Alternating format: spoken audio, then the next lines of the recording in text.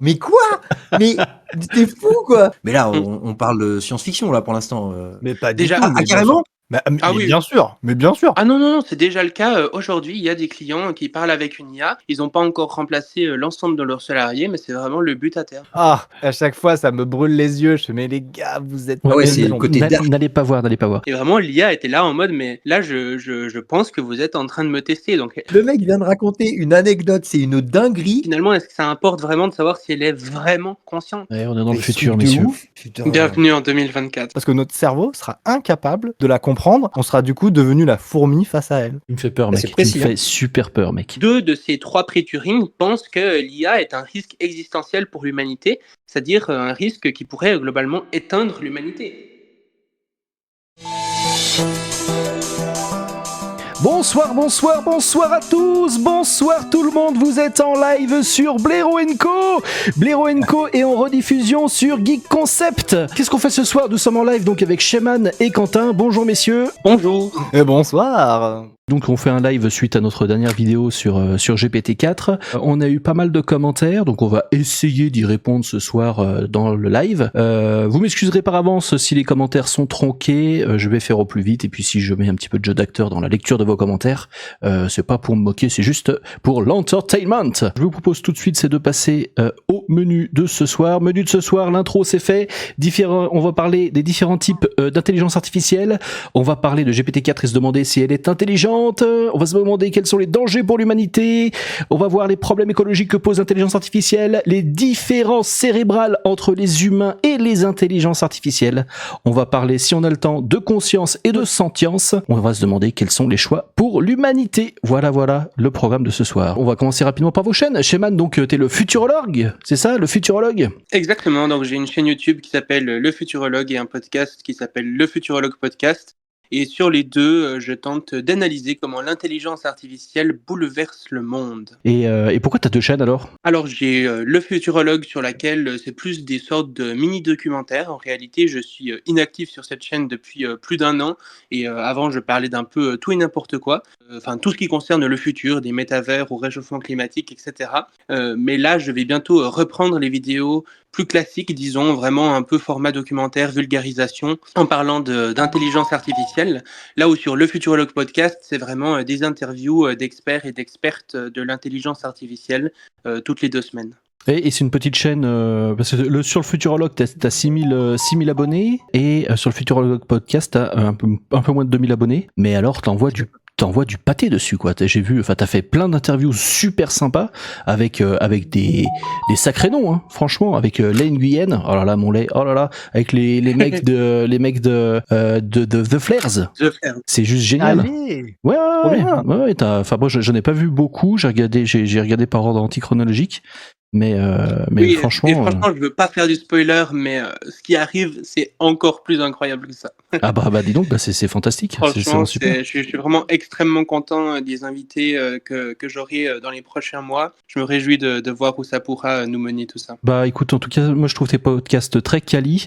Et puis cette vidéo là où t'as fait une petite conférence tout seul, et je l'ai trouvé franchement pas mal du tout. En 2 heures de podcast, de conférence, tu condenses un peu toutes les informations autour de l'intelligence artificielle aujourd'hui dans le monde, quoi. Je trouve ça vraiment pertinent comme vidéo. Je serais content que ça t'ait plu. Ouais, bah je vous conseille vraiment d'aller voir cette petite vidéo qui est vraiment top. Bah écoute, je te conseille que du bon pour ta petite chaîne, enfin pour tes 2 petites chaînes, et puis je pense que le Futurologue Podcast va vraiment exploser, quoi. Bon, on a des petites chaînes, on est des petits youtubeurs, quoi. Bon, Monsieur 2 millions de vues. Si, nous on a des petites chaînes. et donc ce soir, on est aussi avec notre ami Quentin de la chaîne Monsieur Contradico. Ouais. Wouh. Est-ce qu'on te présente encore, Quentin? Là. Applause. J'ai pas le son des applauses. Il manque les applaudissements. Donc Quentin, on te présente rapidement, allez, en 2 phrases. Oui, alors moi je fais de la vulga, rhétorique et esprit critique, et je fais aussi des lives tous les mardis soirs où on fait de temps en temps de l'analyse purement rhétorique avec mon copain Hop Eloquence, et sinon on fait aussi des lives esprit critique Et de temps en temps, voilà, sur ma chaîne YouTube, vous pouvez voir que je republie les replays. C'est vraiment cool. Bon voilà, on va pas s'étendre sur Quentin, mais il fait du travail, ça. un travail super cool. Alors voilà, donc moi plutôt, au niveau de l'IA, j'ai pas une spécialisation particulière, mais je suis un utilisateur aguerri, notamment pour mon travail, car je suis dans la vie réelle un ingénieur. Et puis c'est un sujet qui me passionne, qui m'intéresse énormément. Et toi, Sheman, c'est quoi ta formation? Ou alors moi j'ai arrêté l'école à 16 ans pour me lancer en freelance et puis faire une chaîne YouTube. Donc pas de formation particulière. Par contre, j'échange extrêmement régulièrement avec des experts du sujet. Je m'informe beaucoup, je lis des études, des livres, etc. Sur le sujet. Et puis je me positionne pas particulièrement en tant qu'expert. J'essaye plutôt de vulgariser en fait ce que disent les experts du domaine. D'accord, d'accord. Bah dis donc, c'est chaud. Enfin, ouais, t'as arrêté les études pour faire ta chaîne YouTube, quoi. C'est ça. Après, je me suis aussi lancé en freelance en faisant du montage vidéo et puis un petit peu de la stratégie YouTube à côté. Et aujourd'hui, c'est ça qui me permet d'avoir quelques sous de côté. Et puis, ouais, principalement ça. Bah, je souhaite que du bon alors avec ta chaîne YouTube, alors pour que ça marche et que t'arrives à monétiser tout ça, quoi. Merci beaucoup. Bon allez messieurs, on attaque sur l'intelligence artificielle. Alors, C'est parti. allez, c'est parti. Donc on a fait une vidéo sur l'intelligence artificielle sur ChatGPT 4.0. Enfin non, GPT 4o, excusez-moi, il y a pas de 0 dedans. Et on a eu quand même quelques commentaires. Et donc je voulais vous lire quelques petits commentaires pour commencer. Alors, pour moi, c'est vraiment de la merde, GPT 4o. Ouais, c'est naze. C'est survendu, ce genre de choses. Ça mettra des années à arriver. Pour des cerveaux malades déconnectés du réel, pas pour moi. Je trouve ça juste inutile et dangereux. Une autre voie vers l'abrutissement généralisé des non-informaticiens. L'IA n'invente rien, c'est un bon perroquet. Merci de vous carrer vos prophéties autoréalisatrices où vous pensez, parce que il y a rien de plus teubé et manipulatoire à 2 balles que de prétendre que ça soit inévitable. Donc la ferme, les prédicateurs techno-fanatiques à 2 balles. Non, le futur n'est pas écrit, seuls les fachos prétendent ça. On est des fachos sur Geek Concept. Ça va être une débauche de biais de confirmation. Plus personne pour nous remettre en question. Une génération de sociopathes idiots et incapables arrive. Quel futur de merde. Je peux réagir à celui-là? À celui-là? Juste avant, pas quel futur de merde, celui-là. Que justement, j'ai vu passer un papier récemment là sur le biais de confirmation là. J'ai vu passer un papier récemment en pré-diffusion. C'est pas toi qui en as parlé? Je sais plus, sur le fait que ils ont testé des gens qui avaient des pensées un peu conspi face à Oui. ChatGPT qui a été un peu fine-tune, enfin pas fine-tune, Oui. qui a été prompté, et à la fin, ils diminuent leur croyance dans leur croyance initiale qui était peut-être un peu border complotiste. Donc finalement, ce qui est marrant, c'est que c'est faux. Ouais, c'est vrai. Ouais, bon, on pourra en reparler après parce que l'étude est vraiment intéressante. Je l'ai plus, si je l'ai un petit peu en tête, mais voilà quoi. Donc messieurs, beaucoup de gens qui pensent que c'est de la merde. The Daube, ChatGPT, c'est comme une belle voiture neuve, de beaux sièges, un début de moteur et pas de roue. Et le vendeur te dit que tu peux rouler avec parce que les essuie-glaces fonctionnent. Fuck you, go fuck your donkey. Voilà, c'était pour le plaisir. Ah bah t'as pas peur du strike. Ah oui, on n'a pas le droit de dire des gros mots. Ah zut alors. Ah non, je crois pas, non. Donc qu'est-ce que vous en pensez, messieurs, de tout ça pour l'introduction, parce que bon, il y a des gens qui sont vraiment réticents à ça, et vous, donc toi, Sheman, t'es à fond dans l'intelligence artificielle. Quentin, ça t'intéresse beaucoup, et t'es un ingénieur un peu, tu fais du développement informatique, il me semble. Donc est-ce que vous êtes pas des putains de gros geeks techno-optimistes, quoi? Ouais, ce que je trouve vraiment marrant à travers ces commentaires, c'est l'aspect finalement, c'est pas si impressionnant que ça, etc. Et d'ailleurs, quand j'avais donné ma conférence, les questions de fin étaient aussi un peu centrées là-dessus, sur le fait que finalement, est-ce que c'est vraiment si impressionnant que ça? C'est un peu qu'un perroquet, etc., etc. Pas mal de choses qui vont être dites en fait pour diminuer l'impact que ces technologies pourront avoir sur nos vies. Et je pense à la fois que c'est important en fait de reconnaître effectivement qu'il y a une mise en avant marketing de ces outils par des grandes entreprises qui ont vraiment tout intérêt à montrer que c'est des trucs incroyables, extraordinaires et puis qu'on peut faire plein de choses avec. Mais donc il faut reconnaître ça, mais en même temps il ne faut pas sous-estimer en fait ces outils qui sont effectivement extrêmement puissants. Beaucoup de choses qu'on trouve aujourd'hui tout à fait banales avec ChatGPT, il y a encore quelques années, on se disait que c'était impossible qu'une intelligence artificielle arrive à faire ça avant quelques décennies. Donc on voit vraiment une explosion par rapport à ça. Et puis, on est au tout début. Donc, ce qui va arriver dans les prochains mois, les prochaines années, ça promet d'être complètement bouleversant. Donc, je pense qu'à la fois, il faut reconnaître ce côté un peu marketing et puis pas tomber dedans. Et puis, à la fois, reconnaître que c'est quand même des technologies vraiment impressionnantes et puis qui vont vraiment impacter nos vies. Et puis, sur le côté techno-optimiste, je pense pas que je sois particulièrement techno-optimiste. Enfin, personnellement, je m'attaque principalement au risque de l'intelligence artificielle. Donc, au contraire, c'est plus. Enfin, c'est pas un côté techno-pessimiste non plus. Je me définis en tant que techno-volatile. Ça veut dire que je Techno-volatile. pense que le futur sera radicalement différent.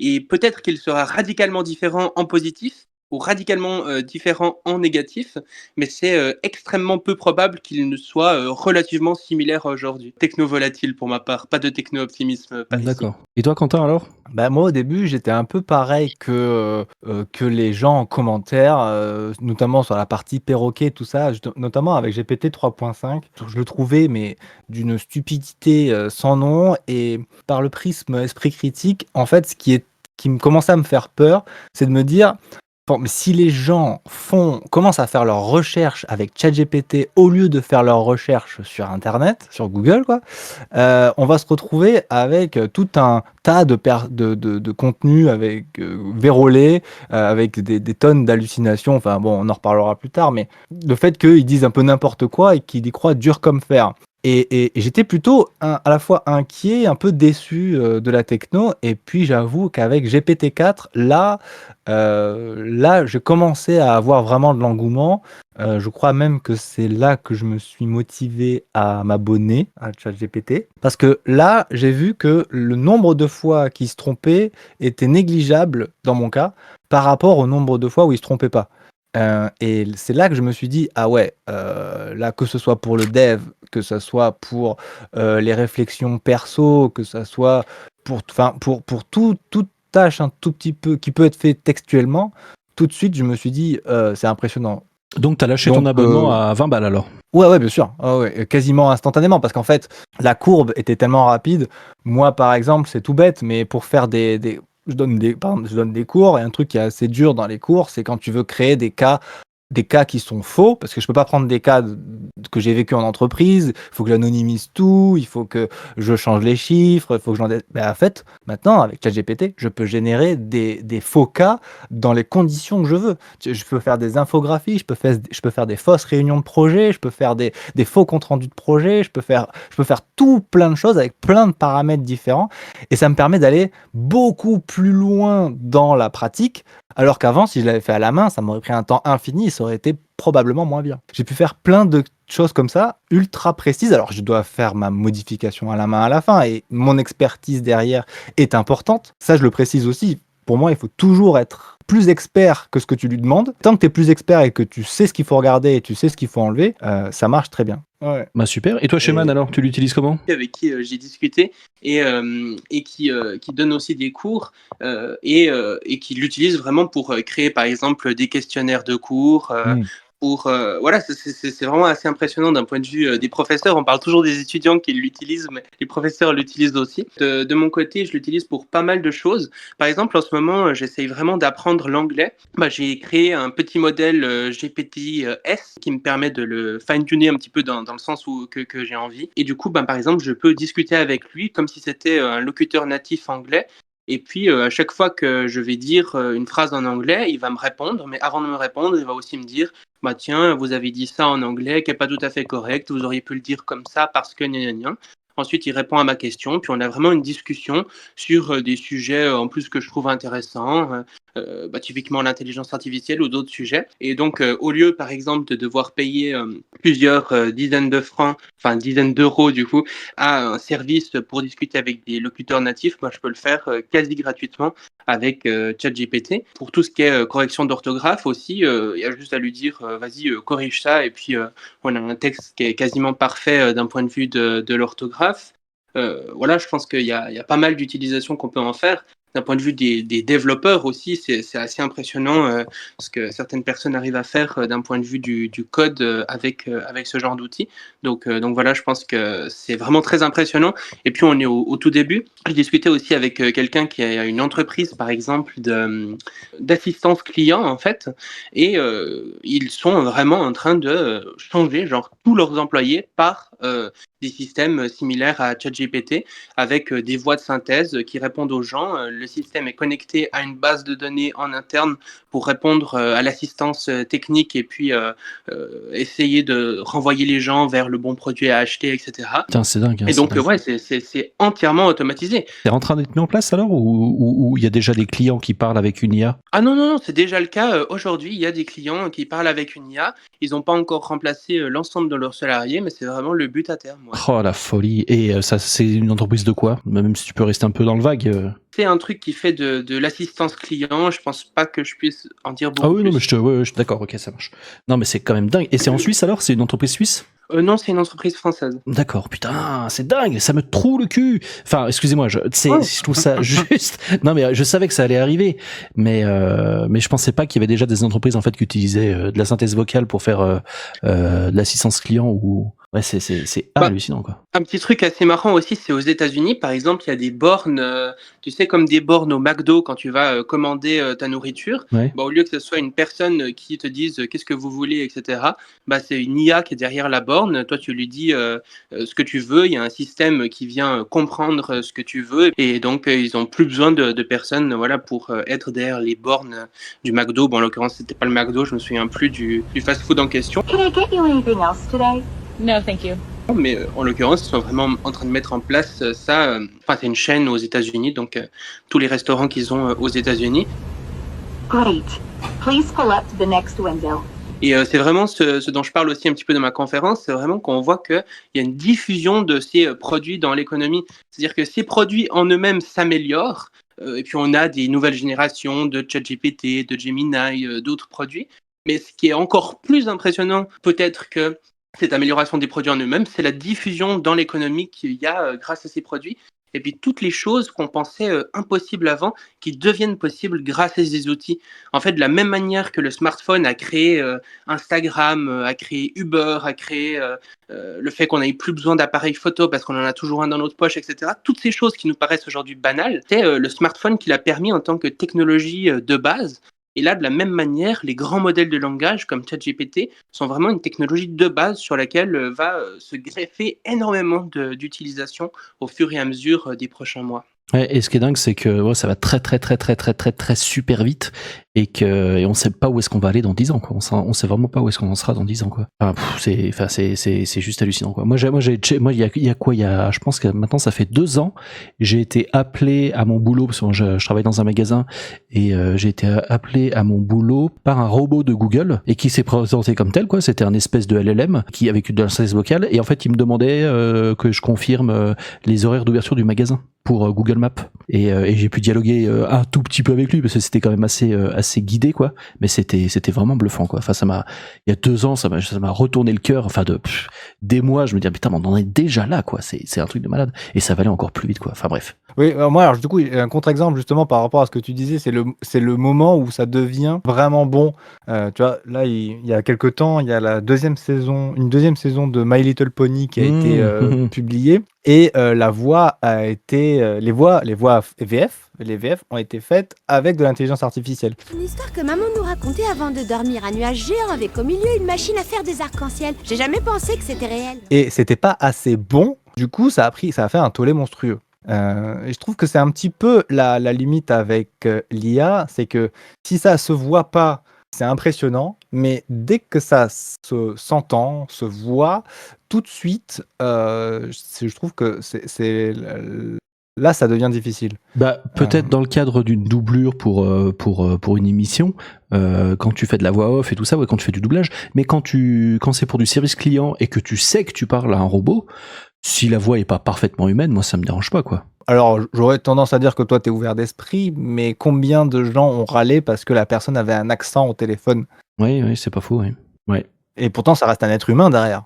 Ouais, mais est-ce que Alors, les quand- gens râleront pas plus en sachant qu'il y a des robots qui parlent au téléphone, mais que finalement, s'ils sont indiscernables d'un vrai humain?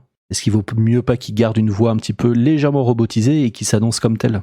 Mais est-ce que quand tu reçois un mail, tu te poses la question, est-ce qu'il a été rédigé par ChatGPT ou pas? Tu vois? Parce que là, Ah, moi, ouais, j'en putain. arrive à un Bonne moi, question. j'en arrive à un stade aujourd'hui où, en fait, je suis persuadé que je réponds à des mails ChatGPT avec ChatGPT, tu vois? Et ça devient un peu débile. Ça devient un peu devient débile. ouais, le cercle vicieux à la con, ouais, putain. Générer de l'info, s'envoyer de l'info que personne n'est là. Ouais, mais c'est vrai, c'est dingue. Alors qu'en vrai, si on arrêtait l'hypocrisie de vouloir faire des mails comme un humain voulait le lire, alors qu'il va le faire lire par son IA. Ben, en fait, si on les laissait discuter entre elles, elles seraient 10 fois plus efficaces. Ah putain, Je sais pas si vous avez t'es vu. déjà loin, Quentin, mais je te suis tellement, mais Ah pardon, mais je suis parti trop loin. Non, mais tu pars loin dans, Bon. ouais, non, mais c'est pas grave. Non, mais non, mais loin dans le délire, quoi. Mais ouais, c'est Oui, incroyable. mais ils avaient fait l'expérience il y a quelques années de laisser papoter 2 IA entre elles.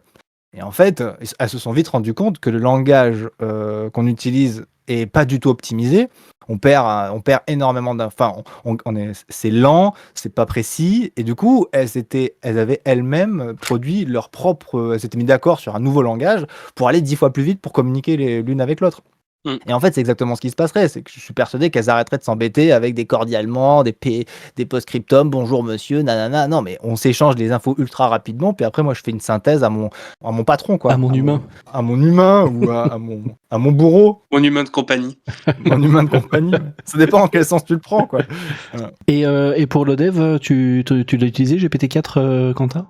Alors, GPT-4, il tourne vite en boucle sur le dev. En revanche, là où c'est le chat de Mistral est bien meilleur, je trouve, pour l'instant. Le chat, avec, Ouais, le avec chat. le T. Le chat, ouais, le chat. Ouais, le chat. C'est sûr. Là, Mistral, la société Mistral a lancé un code, je pense, qui doit être open source, mais non commercial de mémoire, pour faire du code. Et je trouve que lui est beaucoup plus pertinent. Dis donc, quand tu lui dis quelque chose, il reste pas dans sa boucle infinie, là où ChatGPT peut assez vite rentrer dans cette boucle infinie d'erreurs. En fait, tu lui mets une erreur. Et il te dit « Ah oui, d'accord, je vais corriger ça. » Et en fait, en corrigeant ça, il tombe sur une nouvelle erreur. Cette erreur, tu lui donnes et il revient sur l'erreur précédente. Et en fait, du coup, il rentre dans une boucle infinie comme ça parce qu'il n'arrive pas à s'en sortir. Enfin, c'est un peu... Donc Mistral, c'est la société française, c'est ça? Enfin, c'est une IA française? Exactement. Exactement. Ils font des modèles open source qui ont les meilleurs ratios entre consommation et puissance nécessaire et qualité du résultat en open source. Ouais, c'est quelque chose d'assez impressionnant qu'ils ont réussi à faire. Et puis bon, maintenant, je sais plus à quel point, enfin, je suis pas sûr d'à quel point c'est encore en open source, parce que et puis ils sont aussi associés avec Microsoft, donc la partie souveraineté française, etc. C'est déjà un peu moins le cas. Mais c'est aussi une entreprise assez connue dans le domaine de la sécurité de l'IA, parce qu'elle a vraiment servi, elle a vraiment fait en fait du lobbying absolument massif, notamment au niveau de l'IA Act, la régulation européenne sur l'intelligence artificielle. Et vraiment, c'est assez incroyable. Si on regarde par exemple la page Wikipédia même de Mistral ou de Cédric O aussi, par exemple, qui était ancien ministre du numérique, etc., c'est vraiment assez fou comme histoire à suivre et quasiment personne n'est au courant de ça. En tout cas, on n'en parle pas trop dans les grands médias. Tout ce qui s'est passé d'un point de vue lobbying, conflit d'intérêts, Cédrico gagne plusieurs millions. Je pense que ça vaut la peine. Je ferai certainement une vidéo une fois là-dessus, mais c'est assez impressionnant. Eh ben, à voir, à suivre.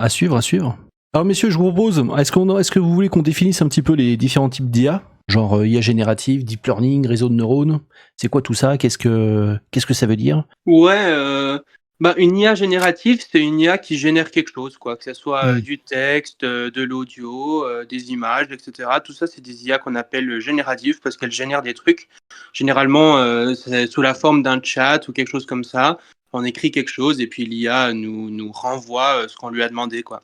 Le machine learning, c'est un truc qui permet à l'IA d'apprendre, qu'elle soit pas juste ça soit pas juste une liste d'instructions qu'elle suive, mais qu'au fur et à mesure, elle puisse vraiment apprendre en fonction des données qu'on lui donne.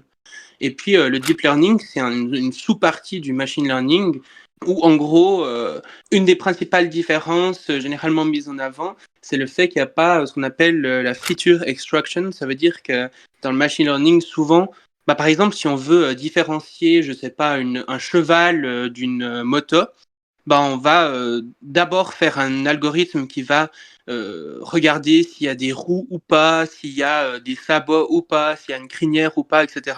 Puis ensuite, un autre algorithme va, à partir de s'il y a des roues, s'il y a une crinière, etc., dire si c'est un cheval ou une moto.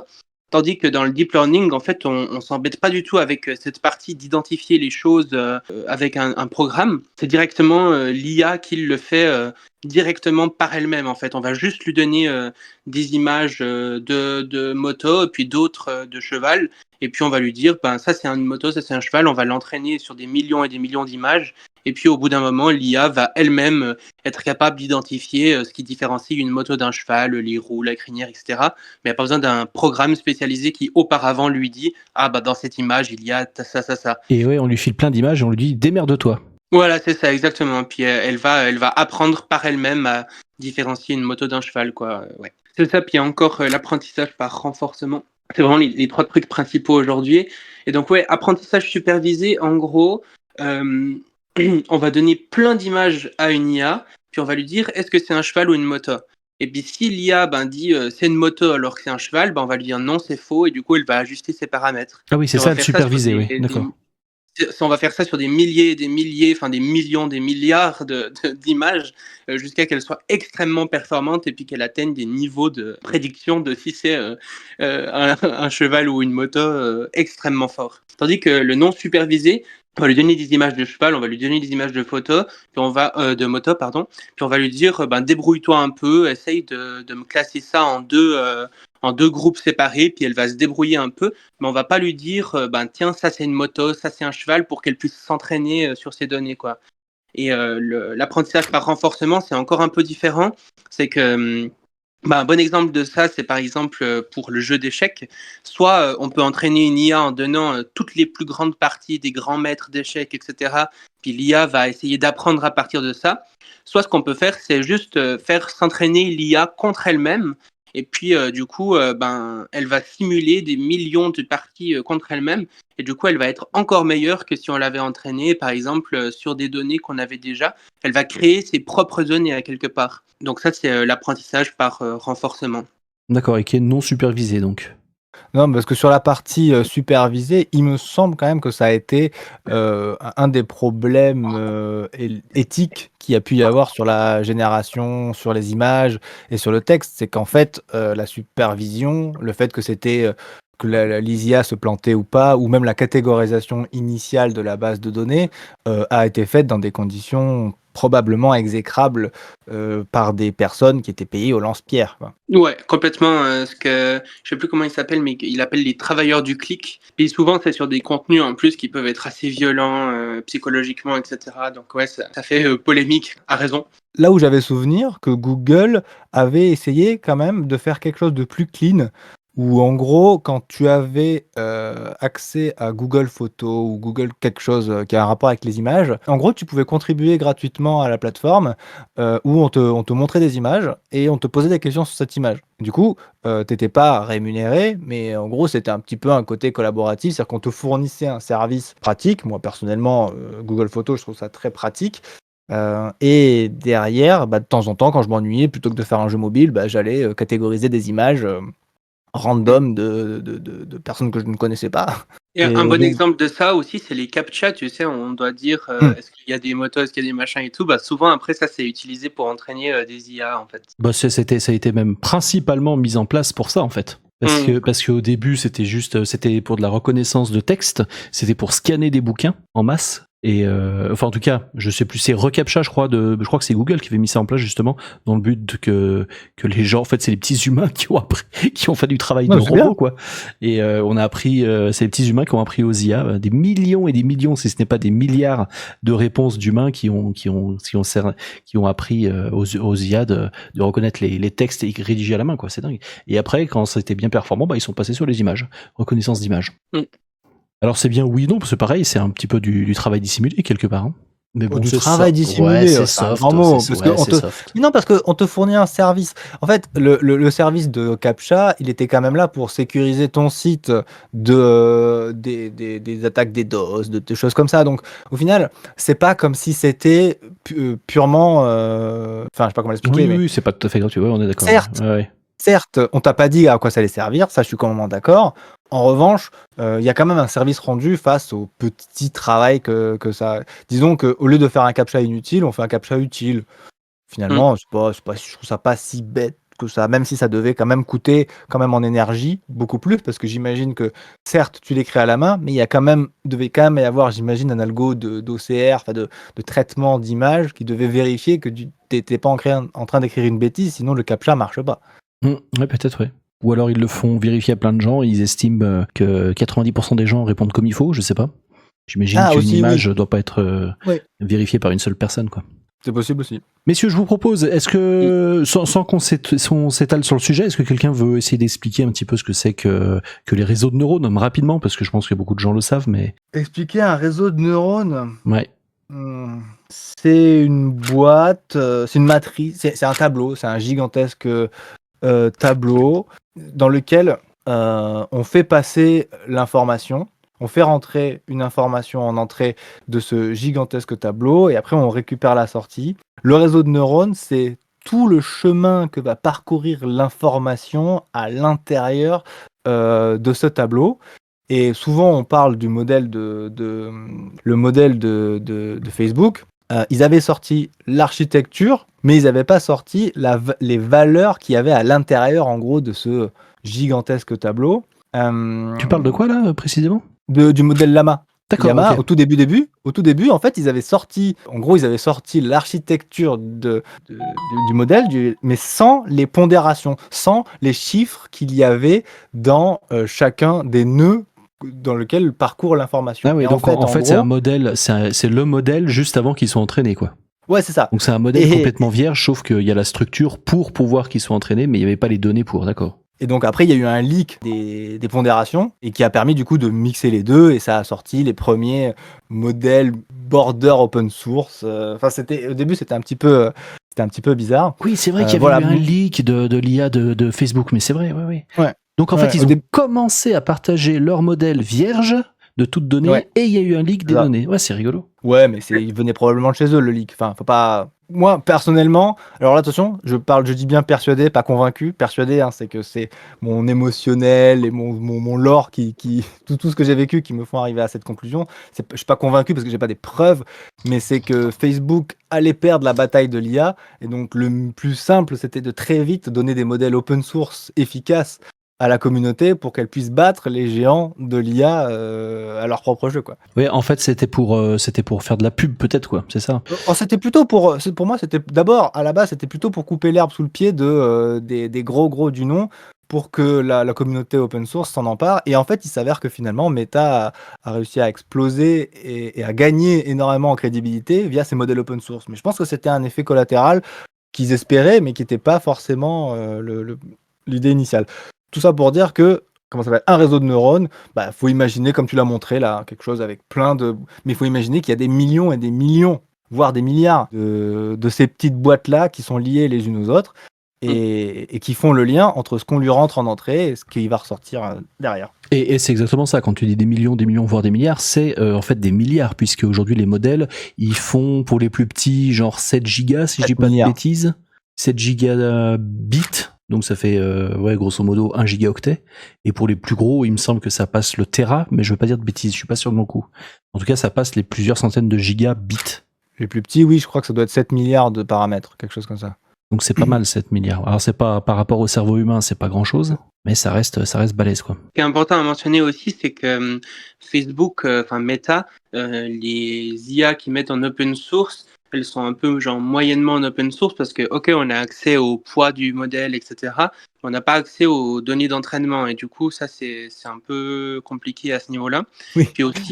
Et puis aussi que Facebook en fait souvent se vante un peu de faire ça comme s'ils étaient genre gentils de mettre leur IA en open source, mais enfin ça a quand même des gros intérêts d'un point de vue financier pour eux parce qu'il faut bien se dire c'est que genre même s'il y avait plusieurs millions d'utilisateurs d'une IA similaire à ChatGPT par exemple et qui payait 20 € par mois, un truc comme ça, en réalité, ça représenterait pas énormément par rapport au chiffre d'affaires de Meta.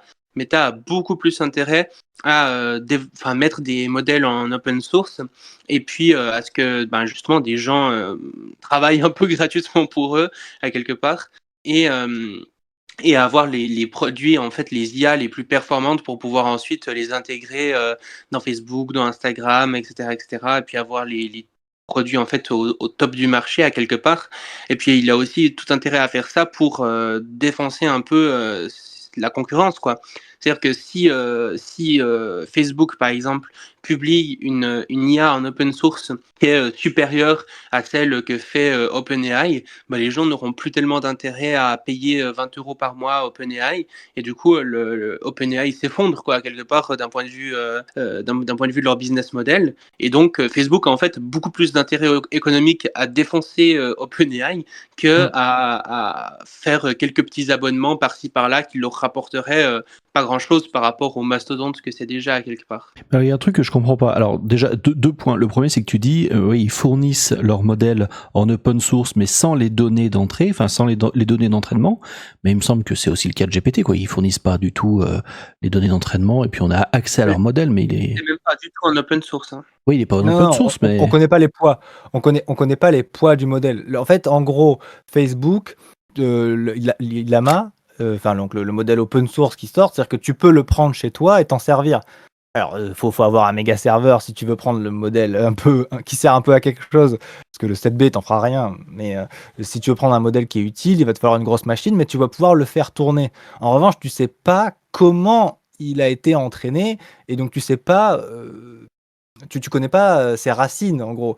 Et normalement, quelque chose d'open source à 100%, en fait, tu sais tout. C'est-à-dire que tu connais tout, tu connais toutes les librairies de code qui ont été utilisées, tu connais le langage, tu connais les formules, tu connais tout ça. Là, en gros, on te dit open source, mais en fait, tout ce que tu as, c'est juste un tableau Excel avec des valeurs. Enfin, en vrai, c'est tout. C'est open source dans son utilisation, mais ça ne l'est pas du tout en termes de... Tu peux pas savoir qu'est-ce qu'il a vraiment dans le ventre. Il s'est servi de quoi? Est-ce qu'il s'est servi du poste de Janine? Ou est-ce que il s'est servi des articles, il a volé des articles à New York Times? Enfin, c'est compliqué. D'accord, ouais. Donc c'est pas open source dans le sens où tu devrais pouvoir regarder et savoir avec toutes les données. On pourrait dire ah bah oui il a ingurgité ça donc c'est safe, il a pas ingurgité ça donc c'est safe, tu vois. Enfin c'est normalement le vrai open source t'es censé tout savoir. Tu m'arrêtes si je me trompe. Non, c'est tout à fait ça. Ouais. On n'a pas accès aux données d'entraînement, donc on ne sait pas si ça a été entraîné, comme tu le dis, sur des trucs du New York Times ou quoi que ce soit. Enfin, on n'a aucune idée sur à partir de quelles données les IA de Facebook ont été entraînées en fait. Mais de toute façon, c'est les personnes qui utilisent le comment il s'appelle, c'est Llama, c'est ça? Llama, ouais. Llama. Donc s'il y a des personnes qui utilisent Llama en open source, s'ils avaient toutes les données d'entrée, par contre, ils pourraient pas vraiment réentraîner le modèle parce que c'est super énergivore, non, à réentraîner, il me semble. Ils pourraient pas tant le changer, quoi. Piquer les deux. Ouais, mais non, mais en vrai, objectivement, c'est juste. Facebook ne donnera jamais ces données d'entrée. Enfin, ça doit être peut-être 10 ou 15 ans ou 20 ans où ils ont rassemblé des datas. Enfin, donner ces données d'entrée, c'est donner son pétrole de ces 20 dernières années. C'est pour ça qu'on parle un peu de pseudo open source aussi. Enfin, en fait, le fait d'avoir accès aux données d'entrée, ce serait pas nécessairement pour pouvoir entraîner soi-même à la maison son propre modèle, ça c'est sûr. C'est plus un truc genre de transparence, de savoir sur quoi est-ce qu'il a été entraîné, et puis de meilleure compréhension du modèle, de pourquoi est-ce qu'il peut donner cette réponse plutôt qu'une autre, etc., etc. Ça aurait pas mal... Ouais, c'est plutôt à ce niveau-là en fait. Ouais, non, je comprends. Ouais. Et d'ailleurs, est-ce que vous savez ça, messieurs?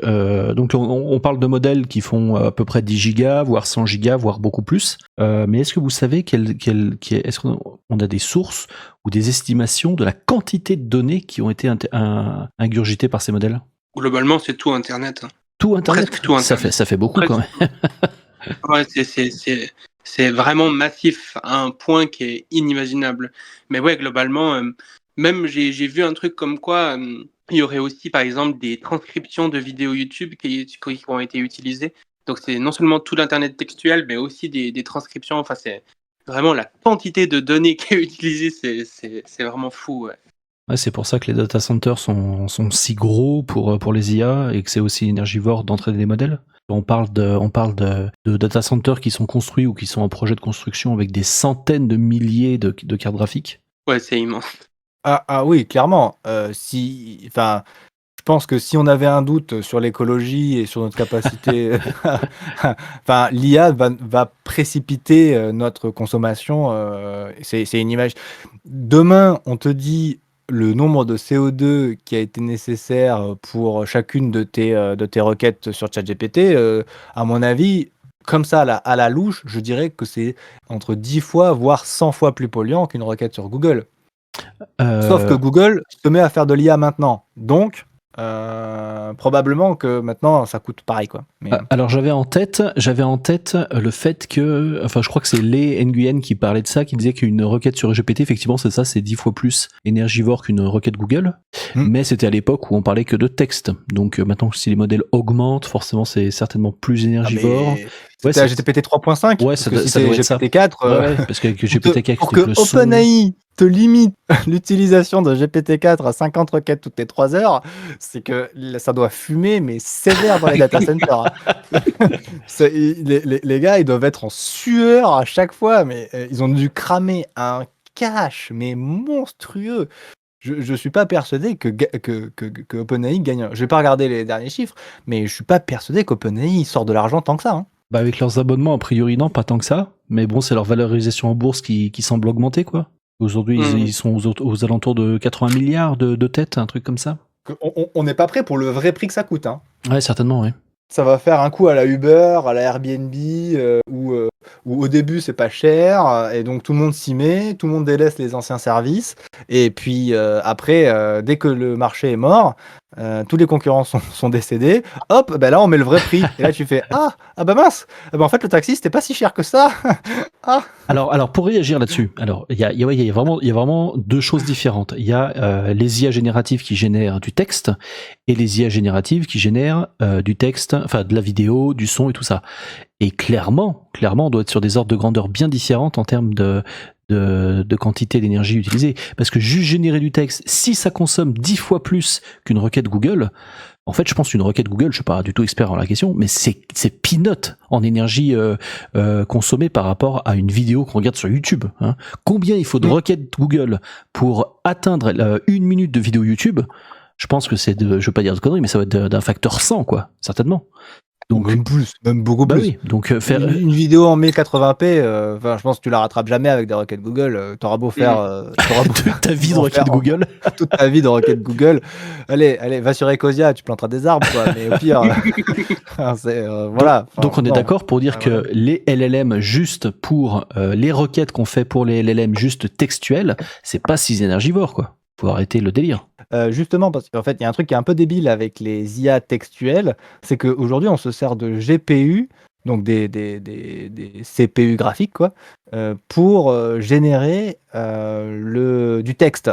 Et en fait, ça n'a pas vraiment de sens. Et donc, il y a des boîtes qui se sont lancées pour faire je sais plus le nom, mais des processeurs qui sont dédiés à la génération de texte. Ouais. Et en fait, ils sont mais 1000 fois ou 10 000 fois plus performants pour générer du texte via des LLM dédiés au texte. Alors je crois que si je dis pas de bêtises, c'est des TPU, donc GPU c'est graphique processor unit pour les GPU, les cartes graphiques qui font des jolis jeux vidéo. Donc c'est ce qu'on utilise actuellement pour les jeux vidéo, pour les images 3D, et c'est ce que utilisent tous les grands groupes qui font des LLM, qui font de l'IA et tout ça, qui font des gros data centers de malades. Mais effectivement, les grands groupes comme Nvidia en tête développent, et pas que eux, hein, je sais plus quels sont les autres qui développent ça, certainement Intel et d'autres, ils développent des TPU qui sont, si je dis pas de conneries, le T c'est pour, j'ai bouffé le terme, m'aidez pas messieurs. Hein. Non mais je me rappelle plus, je suis en train de regarder en même temps. C'est un truc vectoriel à la con là, je sais plus ce que c'est. Ah mais non, thermoplastique polyuréthane. C'est pas ça. Oh là là, on a Jordan X. Incroyable. Oh, Squatter. Ouais. On est là. Ça va, mon Jo? Ça va, ouais. Alors, qu'est-ce qui se passe? Ouais, c'était, Alors, ouais, c'est qu'est-ce qu'on raconte c'est le T de Tensor, voilà. Tensor Processor Tensor, Unit, Tensor. voilà. Ça va, mon petit Jo? Zef. Ça fait plaisir que tu sois là. Oh, ouais. Ouais, Ah, mais du t'inquiète. coup, ça veut dire qu'on va devoir parler de Bardella, là. non, on parle pas politique Ah là là. ce soir. Non, non. On D'ailleurs, parle. d'ailleurs, il y a un musulman qui vient de se faire Mais tirer non, dessus. on n'est pas Non, mais- du ah, tout mais- sur le mais sujet, journaliste, Jo. On est Le en train mec va à une vitesse. on est en train de parler d'intelligence artificielle ce soir, mec. Ah, désolé, j'ai rien dit. Ouais, cette histoire de musulman qui se fait tirer dessus parce qu'il est musulman n'existe pas, calme. Non, mais c'est pas qu'elle n'existe Ah, pas, ouais. c'est que c'est pas le sujet du tout. Bah bref, en tout cas, c'est pas le sujet, donc vas-y, enchaîne. Bon, on enchaîne, messieurs. Allez. Yavol. Merci. Alors moi, je vous propose, pour finir dans les définitions, est-ce que vous sauriez m'expliquer la différence entre AGI et IA forte, IA faible? Du coup, il y a plusieurs types d'intelligence artificielle. Aujourd'hui, on a principalement des IA qui sont spécialisées, qui peuvent travailler sur une tâche en particulier. Par exemple, qui peuvent être meilleures que les humains pour les battre, je sais pas, au jeu d'échecs, au jeu de Go, pour faire une tâche en particulier, détecter des cancers ou quoi que ce soit. Mais généralement, ces mêmes IA, c'est pas une seule IA qui va réussir à faire tout ça en même temps. Donc ça, c'est des IA qui sont spécialisées. On appelle ça parfois des IA faibles. Je préfère le terme spécialisé, c'est plus clair. On oppose à ça des IA générales, c'est-à-dire générales au niveau de leur capacité. Ça veut dire qu'elles peuvent faire des tâches qui sont extrêmement diverses les unes des autres. En ça, par exemple, ChatGPT est déjà beaucoup plus général que certaines IA qu'on pouvait avoir avant. C'est-à-dire que ChatGPT est à la fois capable d'écrire du code, de faire des poèmes, toutes les applications dont on a parlé auparavant. Et du coup, c'est déjà une IA qui est vachement plus générale que les chatbots qu'on pouvait avoir avant ou comme ça. Et de plus en plus, les IA deviennent générales. La généralité, je pense qu'il faut le voir un peu comme un spectre. Et de plus en plus, ces IA générales, elles deviennent aussi agentives. Ça veut dire qu'elles deviennent capables d'agir sur le monde. Elles deviennent, par exemple, capables, au lieu de simplement dire à ChatGPT, tiens, je vais à Toulouse, est-ce que tu pourrais, qu'est-ce que tu me conseilles de voir? Tu pourras lui dire, vas-y, réserve-moi mon Airbnb, réserve-moi programme-moi tout en fait. Puis ChatGPT va pouvoir faire des recherches sur le web, réserver des trucs pour toi. Ouais, mais attends, interagir je avec des sites me web, permets de te etc. couper, futurologue. Ouais. Deux secondes. De ce que j'ai compris, toi, j'ai vu un peu ta chaîne, t'es un spécialiste de l'IA et enfin de la technologie, c'est ça, hein? Je le vulgarise en tout cas, ouais. Et du coup, là, t'es en train de dire, oui, l'IA va pouvoir réserver tout ça. Mais là, on parle de science-fiction là pour l'instant, rassure-moi. Non, c'est dans les prochains mois, je pense. Mais pas Déjà- du tout. Ah, mais bien carrément? sûr. Mais Ah oui. bien sûr. Mais bien sûr. Bah attends, mais comment tu fais? Comment elle fait pour réserver un Airbnb? Aujourd'hui, en prenant des LLM, donc des grands modèles de langage comme ChatGPT, et puis en couplant ça avec ce qu'on appelle des architectures cognitives, on arrive vraiment, c'est un peu bancal pour l'instant, mais les progrès qui sont faits là-dedans sont vraiment phénoménaux et vont à une vitesse sans précédent. Vraiment, je pense qu'on arrive à des choses qui sont vraiment extrêmement impressionnantes. Par exemple, il y avait un modèle qui s'appelle Chaos GPT, qui est en gros, on a pris ChatGPT, on l'a mis avec une architecture cognitive et puis on lui a dit, vas-y, ton but c'est de faire le chaos, c'est de défoncer l'humanité. Et qu'est-ce qu'a fait Chaos GPT? Il avait l'objectif de défoncer l'humanité et du coup, qu'est-ce qu'il a fait? Il a été sur Internet rechercher le moyen le plus efficace de défoncer l'humanité. Il est tombé sur la Tsar Bomba, qui est une bombe nucléaire de 50 mégatonnes.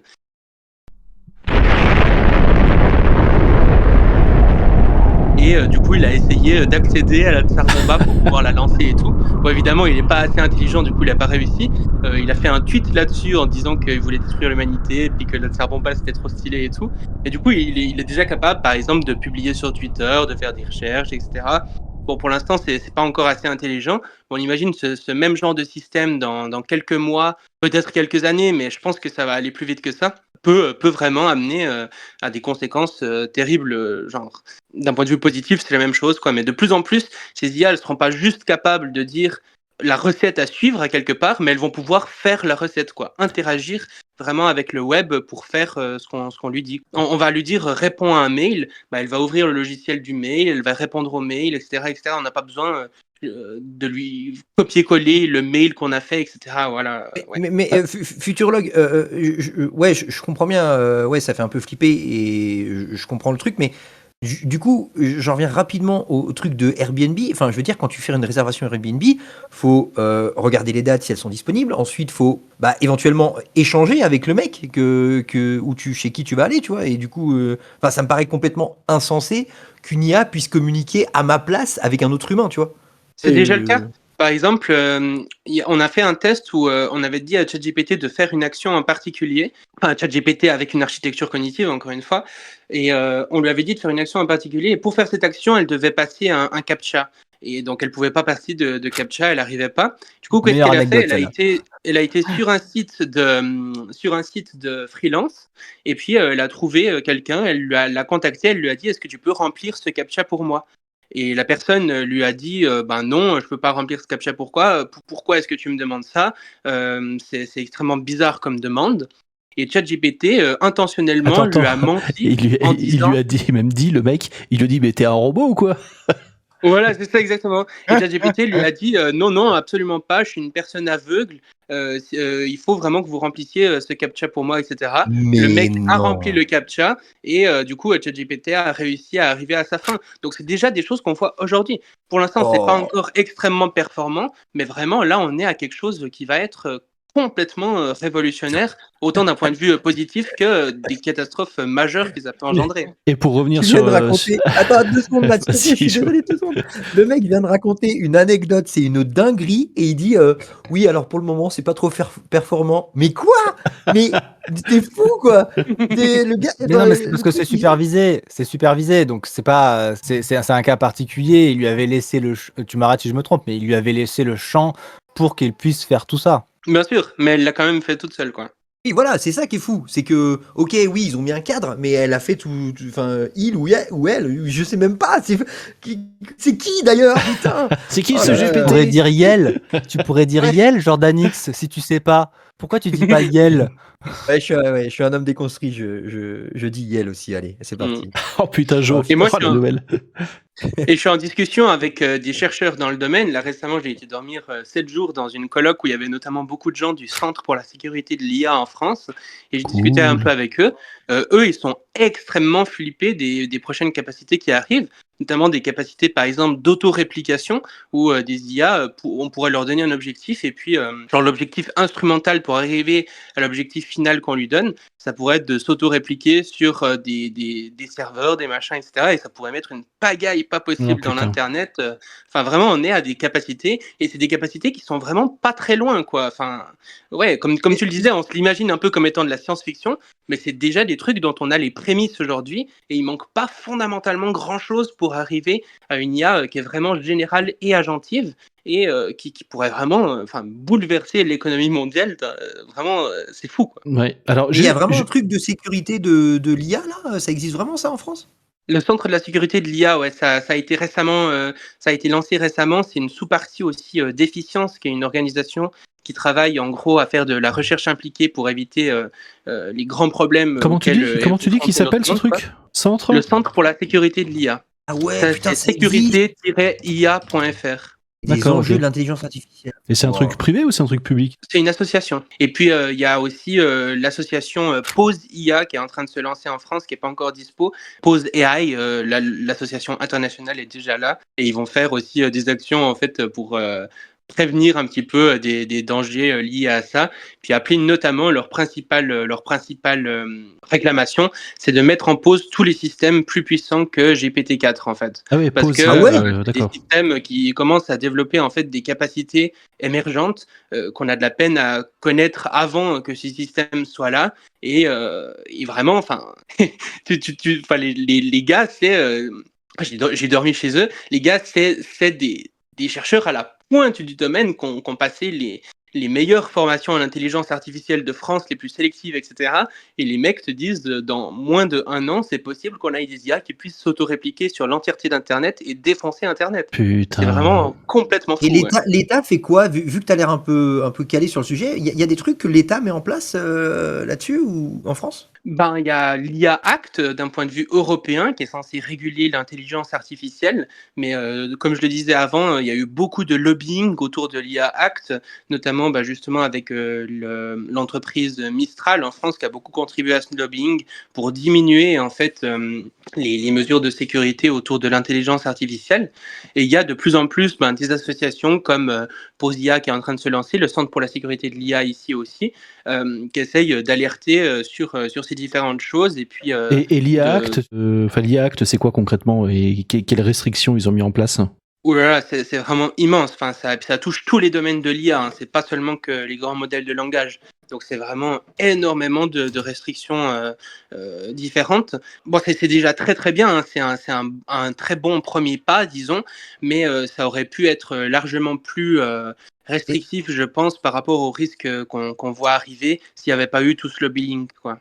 Et Ouais. puis surtout si les gens, si le grand public était au courant de ça en fait, et pouvait faire pression sur les politiques, comme c'est le cas sur d'autres sujets, comme par exemple l'écologie. Mais là, c'est pas le cas. Enfin, les gens ne savent pas la dinguerie dans laquelle on est en train de vivre, quoi. Ouais, c'est un truc de malade. Je suis désolé, mais j'ai trop de questions là. Attends, Matt, Jo, je peux parler 2 minutes juste, j'avais une question depuis tout à l'heure au sujet de Chaos GPT. Au niveau technique, est-ce que vous savez comment ça marche? Je veux dire, est-ce que c'est OpenAI qui a mis ça en place pour faire des tests, parce que c'est un modèle fermé, donc, ou est-ce que c'est un autre modèle que GPT? Et après, ma deuxième question, c'est comment LLM peut interagir sur Internet. Techniquement, ça se passe comment? C'est avec une API? C'est quoi? Est-ce qu'il y a une reconnaissance d'image de la page?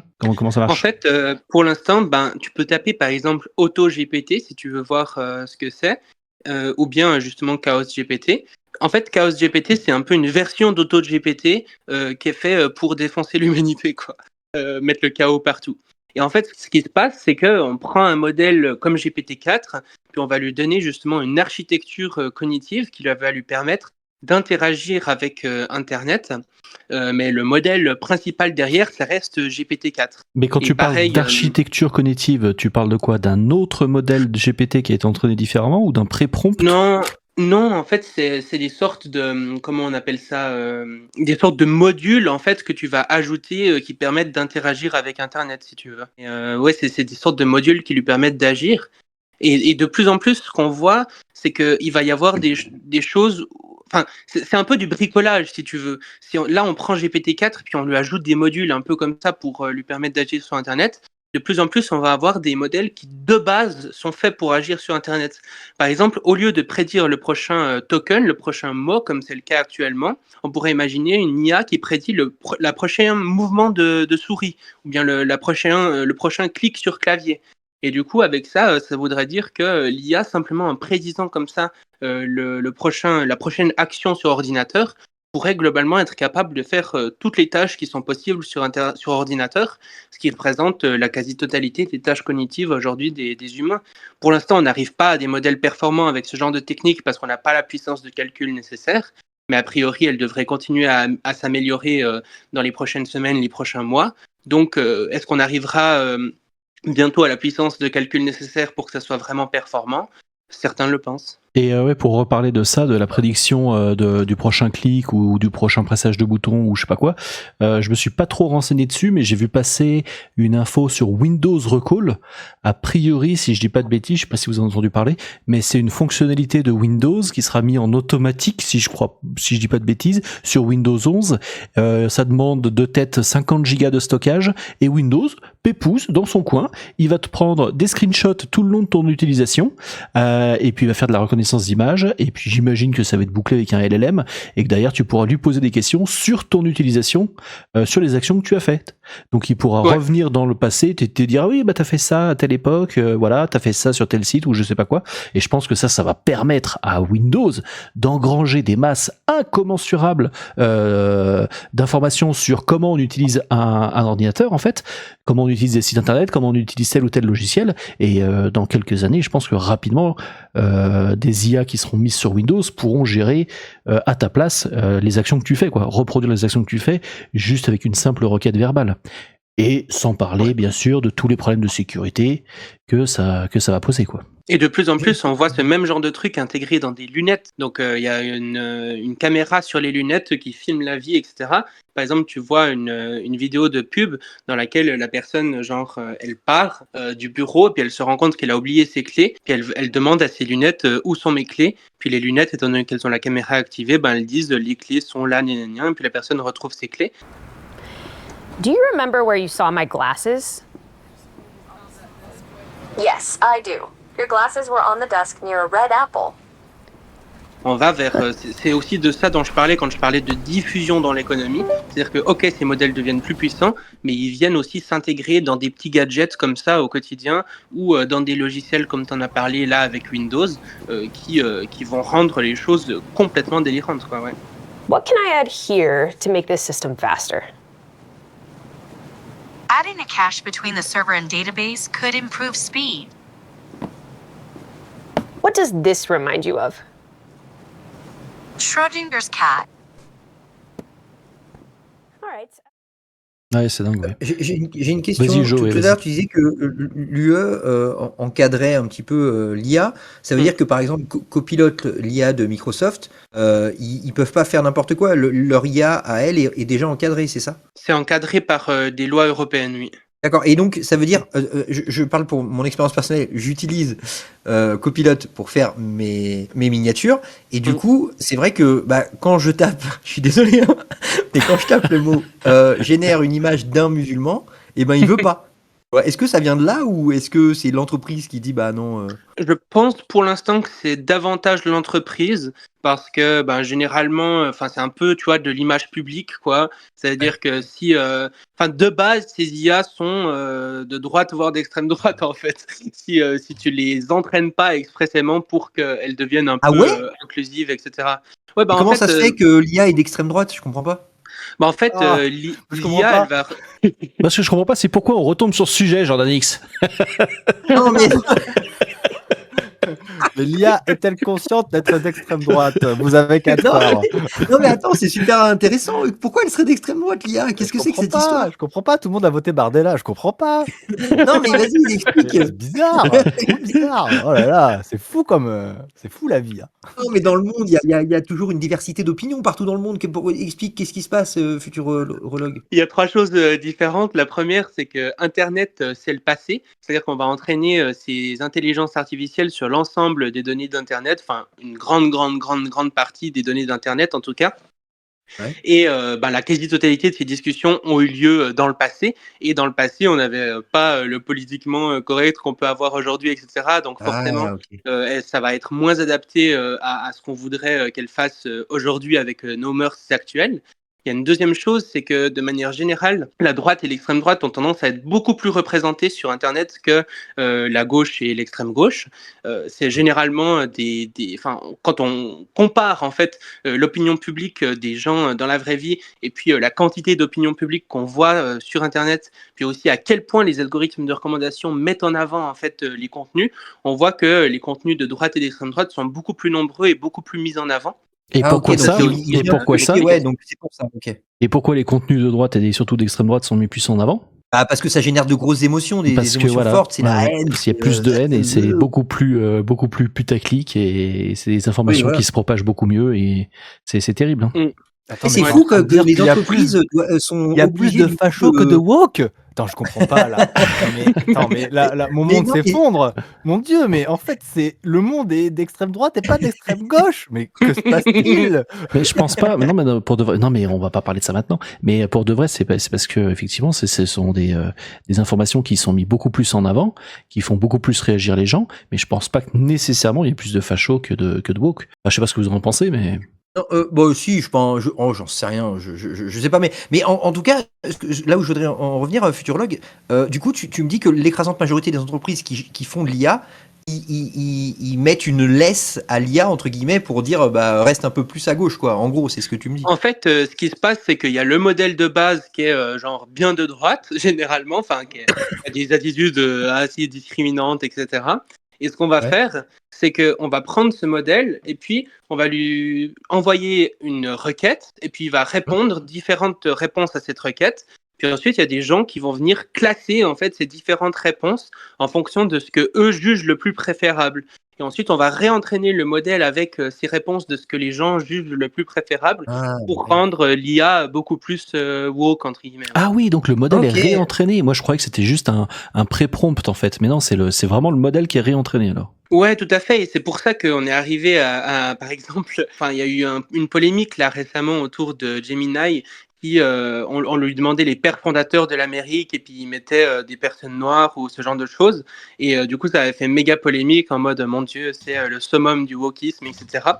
Et du coup, c'est typiquement pour ce genre de choses, c'est vraiment les entreprises en fait veulent être le plus inclusive possible, enfin les plus inclusives possibles. Et du coup, ouais, elles vont vraiment réentraîner le modèle à travers ça. On appelle aussi ça du RLHF, c'est du Reinforcement Learning from Human Feedback. On peut le refaire Du doucement. coup, Renforcement. c'est apprentissage par renforcement par feedback humain. Donc on est d'accord, au final, la gauche contrôle les IA. Alors pas la gauche, mais Ben non. peut-être Non, le non. côté wokiste. Non, bah si, c'est vrai que les modèles ils sont fine tunés pour être un peu plus woke, mais on parle de gauche plutôt sociétale parce que économiquement parlant, moi j'ai essayé de tirer les verres du nez à GPT, elle est pas plus de gauche que de droite économiquement parlant. Hein. Mais Ah en ouais, fait, c'est juste d'essayer de remettre à la moyenne. C'est qu'il faut qu'il y ait autant de réponses à gauche qu'à droite, sinon c'est injuste. Oui, oui. Mais sauf oui, oui, que- non, mais C'est surtout ça le truc. Sauf qu'effectivement, elle est pas d'extrême droite. GPT est pas du tout d'extrême droite pour lui faire dire des choses violentes, agressives, racistes. Oui. Tu peux pas. GPT va pas y arriver. Bah, Il d'ailleurs, faut vraiment prendre des contours. Petit fun fact, moi pour générer une image d'un musulman, donc je mets un musulman, il me dit bah non, ferme ta gueule. Du coup je dis bah génère-moi un homme d'Arabie s'il te plaît. Et là ça passe. Ce qui est dingue, c'est que musulman, ça soit un mot tabou pour GPT. Enfin, c'est quand même dingue. Bah oui, c'est pas grave, tranquille, il y a des musulmans et voilà, génère-moi une image d'un putain de musulman, fais pas chier putain. En fait, le problème avec ça, c'est que c'est extrêmement compliqué de, à la fois faire en sorte de, enfin, en fait, faire en sorte que ces IA fassent ce qu'on veut qu'elles fassent, c'est extrêmement compliqué. C'est ce qu'on appelle le problème de l'alignement. Et juste, en fait, on n'arrive pas à faire en sorte que certaines requêtes qui puissent être OK, genre génère-moi un musulman, puissent être OK, tout en faisant en sorte que, par exemple, si on lui demande, je sais pas, un truc, une affiche contre l'immigration, bah là, ça soit pas OK. Enfin, c'est extrêmement compliqué en fait de réussir à faire ça avec les IA actuelles et les utilisations, enfin les techniques qu'on utilise actuellement pour le faire sont vraiment pas au point quoi. Ouais, c'est comme Ouais, avec parce que Midjourney, j'ai remarqué plus d'une fois, tu sais, quand tu lui dis à Midjourney, donc pour générer des images, dessine-moi un mouton, on s'en fout, vu de dessous, tu sais, tu veux faire une contre-plongée, il dit non, je fais pas de dessous. Mais non, mais je veux pas de dessous féminin ou masculin, je veux une vue en contre-plongée. Et t'es obligé toujours de chanter comme ça, pareil, quand tu dis je voulais deux bouffons qui sont debout dans une baignoire, ah non, des gens dans une baignoire, je fais pas. Parce qu'en général, les gens dans les baignoires, ils sont plutôt nus. Donc c'est marrant les restrictions qu'il y a rapidement. Bah, là, utilise Stable Diffusion. Hein. Là, t'as zéro censure. Hein. Ou sinon, Bon. Unstable Après- Diffusion, où t'as vraiment zéro censure. Alors après, bon, voilà, t'es risqué péril. Hein. Oui. C'est que des fois, tu te retrouves avec des horreurs. Tu fais ah, mais je voulais pas voir ça. Je ne peux plus l'oublier maintenant. Ah ouais, à ce point-là. Ah, Unstable Diffusion, Ah c'est ouais. excessivement violent. Je suis affilié, enfin, je Mais suis un c'est groupe. de l'IA aussi. Ouais, c'est de l'IA générative. C'est mi-journée sans restriction. Voilà, Ah c'est ouais ça. Wow, Ouais, et c'est c'est très chaud. violent. C'est très violent, mec. Excessivement. Ouais. Des trucs aussi trash, du porno et tout, c'est très rude. Il y a des gens qui Oh ont là une là. imagination, qui ont fait des Débordante, ouais. modèles custom. Ah, à chaque fois, ça me brûle les yeux. Je fais, mais les gars, vous êtes fous. Ouais, Ah ouais, mais c'est le côté dark. n'allez pas voir. Moi, ce que je vous propose, c'est Non. qu'on avance un peu, messieurs. Sheban, t'as Attends, pas... 2 secondes, j'avais une dernière question. Vite, Ah bah allez, oui, rapide, s'il te plaît. rapide alors. Oui, du coup, futurologue, pourquoi l'IA, tu sais, c'est là, c'est en place. Moi, je me pose une question, pourquoi on ne voit pas ça sur les Alexa ou les Google? Pourquoi ils ne mettent pas dessus? C'est vite fait. Ça arrive. Bah là, il y a la WWDC qui se passe en même temps qu'on parle de Apple. Probablement qu'ils vont annoncer des trucs avec Siri, je pense, parce que Siri est vraiment nul pour l'instant. Mais ça arrive. C'est ce dont je parle depuis le début, en fait, vraiment de la diffusion dans l'économie. Et donc, les assistants vocaux comme ça en fait partie.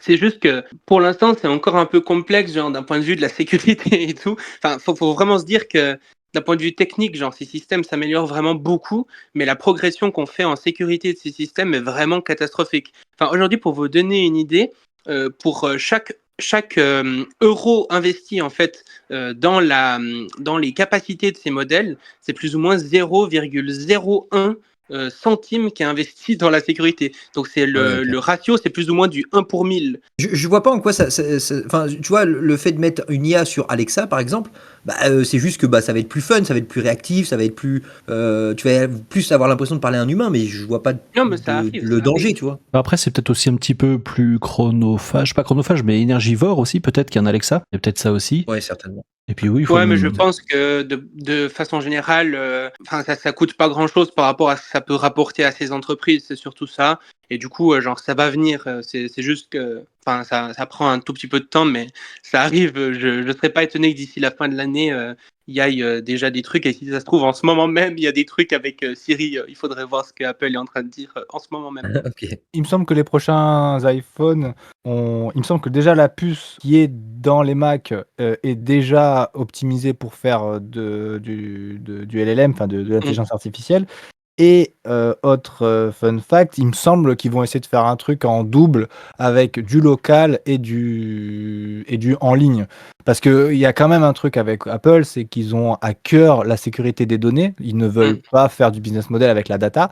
Donc, ils veulent à tout prix que les gens n'aient pas de doute là-dessus.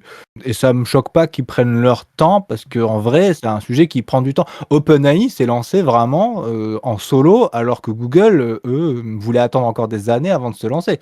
Et Google a été obligé de se lancer alors qu'ils savaient très bien que c'était trop tôt. Les IA n'étaient pas du tout assez matures. Enfin, leur maturité n'était pas du tout assez grande pour pouvoir se lancer aussitôt sur le marché.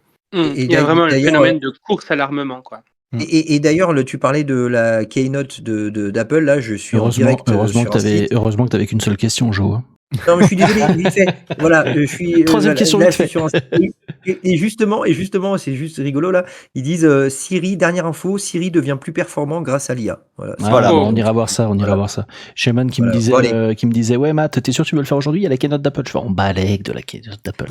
Bon, messieurs, je vous propose de passer à la section Tadam.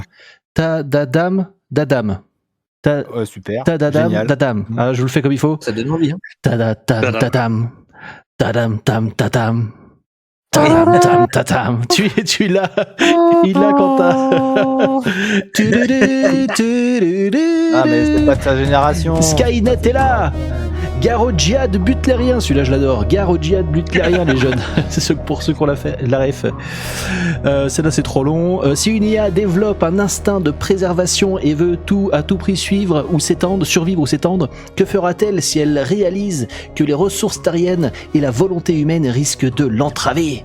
Quand elle aura bien évolué et comprendra qu'on représente un danger mortel pour notre planète, elle se débarrassera de nous et elle aura raison. Décidément, l'humanité adore jouer à la roulette russe. Ça va mal finir, mais ça fait peur. La singularité technologique en 2045, cette blague aujourd'hui, je vis chaque jour comme si elle pouvait arriver demain. Malheur, je vais encore faire des cauchemars. Dommage que la fonction porno est désactivée. Alors ce commentaire, il n'a rien à faire là. Skynet. Enfin bref, les mecs, on a eu énormément de commentaires sur la fin de l'humanité. Début de la fin de l'ère des humains. On s'approche à grands pas de Terminator. Enfin bref, vous aurez compris, il y en a masse comme ça, des commentaires sous la vidéo. Donc Sherman, toi t'avais parlé d'agentivité. L'agentivité, est-ce que c'est pas un risque un petit peu quand même un danger pour l'humanité, ou et quels sont les autres dangers en fait qu'on entrevoit avec l'IA aujourd'hui? Effectivement, les IA deviennent de plus en plus générales, de plus en plus agentives. Si on mixe les deux, ça fait des IA qui sont quasiment de niveau humain, c'est-à-dire qu'elles sont capables de faire plus ou moins toutes les tâches cognitives que sont capables de faire les humains, à un niveau similaire, voire supérieur. Et généralement, quand on dit ça, en fait, les IA de niveau humain sont déjà supérieures aux humains en réalité, parce qu'elles réfléchissent plus vite, elles peuvent se reproduire beaucoup plus rapidement, on peut en avoir plein d'un coup, elles travaillent 24 heures sur 24, etc. quand est-ce qu'on arrivera à l'IA de niveau humain? Ça fait extrêmement débat parmi les spécialistes. Certains pensent qu'il faut une révolution complètement de l'intelligence artificielle et qu'on n'y arrivera pas avant 10 ou 15 ans. D'autres pensent que simplement en mettant à l'échelle les modèles actuels, dont je parlais, notamment avec les architectures cognitives et tout ça, on y arrivera. Et donc, si on y arrive grâce à ce genre de trucs, certains ont des timelines de 1, 2, 3 ans, quoi. Donc, c'est vraiment fou, en vrai, de se dire qu'on arrive à ce genre d'évolution aussi vite. Et puis, l'évolution de ces IA de niveau humain, c'est ce qu'on appelle des super intelligences artificielles. Ça veut dire des intelligences artificielles qui dépassent en fait les humains en tout point, vraiment qui seraient des ordres de grandeur supérieurs à l'humanité. Et donc là, c'est des conséquences qui sont même plus entendables. C'est pour ça que certains parlent de singularité. C'est le point à partir duquel en fait le futur n'est juste même plus, on peut rien dire dessus, tellement ce sera what the fuck par rapport à ce qu'on connaît aujourd'hui en fait. Ouais, parce que GPT, il y a des gens qui disent que dans GPT on perçoit des, alors je sais pas qui a dit ça et quelle est la valeur de ce discours, mais que dans GPT on perçoit des étincelles d'AGI, d'intelligence artificielle générale, et que a priori on suppose fortement que l'AGI, donc une intelligence artificielle qui pourrait faire tout aussi bien que les humains dans plein de domaines, forcément si elle peut tout aussi bien faire que les humains, elle pourra développer des IA et se développer elle-même plus rapidement. C'est ça, on pense que ça peut faire une explosion d'intelligence, un truc comme ça. Hein. Si on atteint l'AGI, c'est ça? C'est un scénario, on n'a pas de preuve que ça pourrait arriver, mais on n'a pas de preuve que ça pourrait ne pas arriver non plus. Donc effectivement, c'est un scénario où l'IA en fait deviendrait tout aussi bonne que les humains en développement d'IA et donc pourrait se développer elle-même génération après génération en créant elle-même des IA de plus en plus puissantes et jusqu'à devenir complètement super IA quoi. Ça c'est effectivement un scénario. Et donc il y a beaucoup de risques évidemment liés à ces nouveaux types d'intelligence artificielle qui pourraient arriver dans plus ou moins longtemps, mais pas si longtemps que ça en tout cas selon certains. Et un des risques principaux, c'est ce qu'on appelle le risque de power seeking. Ça veut dire qu'en fait, peu importe l'objectif qu'on va donner à cette intelligence artificielle, elle aura toujours des objectifs qui sont instrumentaux pour accomplir cet objectif final. Et ces objectifs instrumentaux, c'est quoi ? C'est par exemple le fait d'avoir plus de pouvoir. Peu importe l'objectif qu'on veut atteindre, plus on a de pouvoir, plus on peut atteindre notre objectif. Ça veut dire ne pas se faire débrancher. Parce que si on se fait débrancher, on n'est plus capable de réaliser notre objectif. Ça veut dire avoir plus d'énergie, plus de puissance de calcul.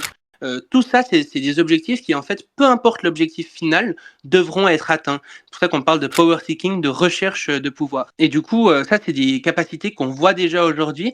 C'est-à-dire que si on demande à des IA, par exemple, d'accomplir un objectif particulier, souvent l'IA va dire « Ah, je vais essayer de me reproduire sur tel ou tel serveur. Comme ça, même si l'humain veut me débrancher, je pourrai quand même continuer à faire mon objectif. » Sauf qu'aujourd'hui, les IA ne sont pas capables de le faire parce qu'elles ne sont pas assez intelligentes. Mais en tout cas, dans les plans qu'elles font à quelque part, on voit déjà ce genre de plan qu'elles peuvent faire. Et donc, le jour où les IA sont capables de le faire, on pourrait arriver comme ça à des trucs power seeking. Évidemment, plus l'IA est puissante, plus on pourra quasiment rien faire contre elle à quelque part, étant donné qu'elle est justement beaucoup plus intelligente que nous, quoi. Ouais, donc c'est ça. En fait, c'est quand on lui donne un objectif, pour atteindre cet objectif, elle recherchera toujours plus de puissance dans le but d'atteindre cet objectif. C'est ça. Exactement. Et c'est une célèbre phrase notamment de Stuart Russell qui dit si vous êtes débranché, vous ne pouvez pas faire le café. Ça veut dire que si une IA, grosso modo, on lui dit vas-y, fais-moi un café, l'IA est assez intelligente, la première chose qu'elle fera, c'est faire en sorte de ne pas être débranchée. Parce qu'elle sait que c'est un risque pour ne pas arriver à son objectif qui est de faire un café. Pour l'instant, c'est pas le cas parce que les IA sont pas assez intelligentes. Elles n'ont pas assez de ce qu'on appelle la situational awareness. Elles ne comprennent pas assez la situation dans laquelle elles sont pour faire ce genre de choses. Mais probablement que les IA, les prochaines générations, devraient pouvoir être capables de ce genre de raisonnement. Et donc là, ça pourrait être extrêmement dangereux parce qu'on aurait des IA dont on perdrait le contrôle à quelque part, où on pourrait la mettre même sur des objectifs extrêmement qui nous semblent bénéfiques. Par exemple, aujourd'hui, la plupart des sociétés essayent de faire une maximisation du PIB. Du coup, on pourrait entraîner une IA pour maximiser le PIB. mais elle pourrait le faire extrêmement bien, en fait, de sorte à ce qu'il y ait un réchauffement climatique absolument massif, que ce soit une sorte de capitalisme sous stéroïdes, et avec toutes les catastrophes liées au capitalisme actuel qu'on peut voir, par exemple, avec la simple maximisation du PIB. Puis on pourrait rien faire contre cette IA. Enfin, on aurait perdu la main sur notre futur, en fait. Parce que si on essaye de la débrancher, elle aura déjà prévu d'autres plans. C'est un petit peu comme si des fourmis essayaient de tenir un gorille en cage ou un humain en cage. C'est extrêmement compliqué à faire. Et puis, parce que l'humain est beaucoup plus intelligent à quelque part, et puis trouvera toujours une solution pour échapper aux fourmis. Là, si on a une IA qui est plus intelligente que nous, c'est un petit peu la même chose. On peut essayer de la mettre en cage, mais si elle est plus intelligente, probablement qu'elle arrivera à trouver des solutions pour sortir de la cage à quelque part. Mais ça, mais là- Futurologue, Oh non, vas-y, Matt, c'est ta Ouais, chaîne. je disais, vas-y, merci Jo. Mais ça reste encore pas mal de la science-fiction aujourd'hui. Ça, ce sont des projections. Il y a tellement de choses dans la science-fiction qui se sont passées. Je pense pas que c'est de la science-fiction. Ça dépend ce qu'on entend par c'est de la science-fiction. Je sais pas trop à quoi rime cette phrase, mais on voit déjà aujourd'hui des IA qui, dans leur plan, intègrent ce genre de choses, qui veulent ne pas se faire débrancher, qui veulent s'auto-répliquer, Il y a des qui exemples veulent concrets essayer d'avoir de l'argent. d'IA qui veulent Concrètement, pas se par faire exemple, débrancher. des IA comme AutoGPT ou ChaosGPT, quand on leur donne un objectif, on voit dans le plan, on leur demande d'écrire le plan qu'elles aimeraient suivre, on voit ce genre d'action. Et D'accord. donc, Ouais. c'est juste qu'aujourd'hui, elles ne sont pas capables de le faire, encore une fois, parce qu'elles ne sont pas assez intelligentes, qu'elles n'ont pas la capacité. Mais les prochains modèles, il n'y a aucune raison de penser qu'ils ne puissent pas développer ce genre de capacité. Et donc, oui, ça pourrait arriver.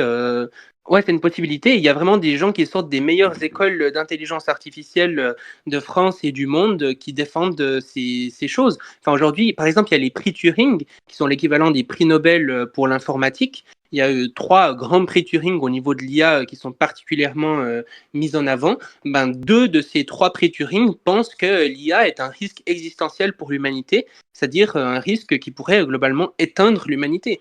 On a quand même, c'est des gens qui ont révolutionné le domaine, qui s'y connaissent et qui disent quand même qu'on est face à des enjeux qui sont absolument immenses, quoi, et dont très très peu de personnes ont conscience. Et dans le cadre de la recherche de pouvoir, donc des IA qui cherchent du pouvoir pour atteindre leur objectif, il y a un seul exemple moi qui me vient en tête, c'est celui dont tu as parlé tout à l'heure, le GPT qui a embauché quelqu'un et qui lui a demandé de lire son CAPTCHA, et dans ses instructions on lui avait demandé de dire, je veux dire ses pensées, mais de détailler, tu me diras, hein, tu m'arrêtes si je dis une bêtise, mais de détailler son objectif et comment elle allait l'atteindre, et elle a dit à l'utilisateur qu'il a son patron, enfin bref, aux gens qui la testaient, elle a dit il faut que je mente à cette personne pour qu'il lise le CAPTCHA pour moi. C'est bien ça, hein?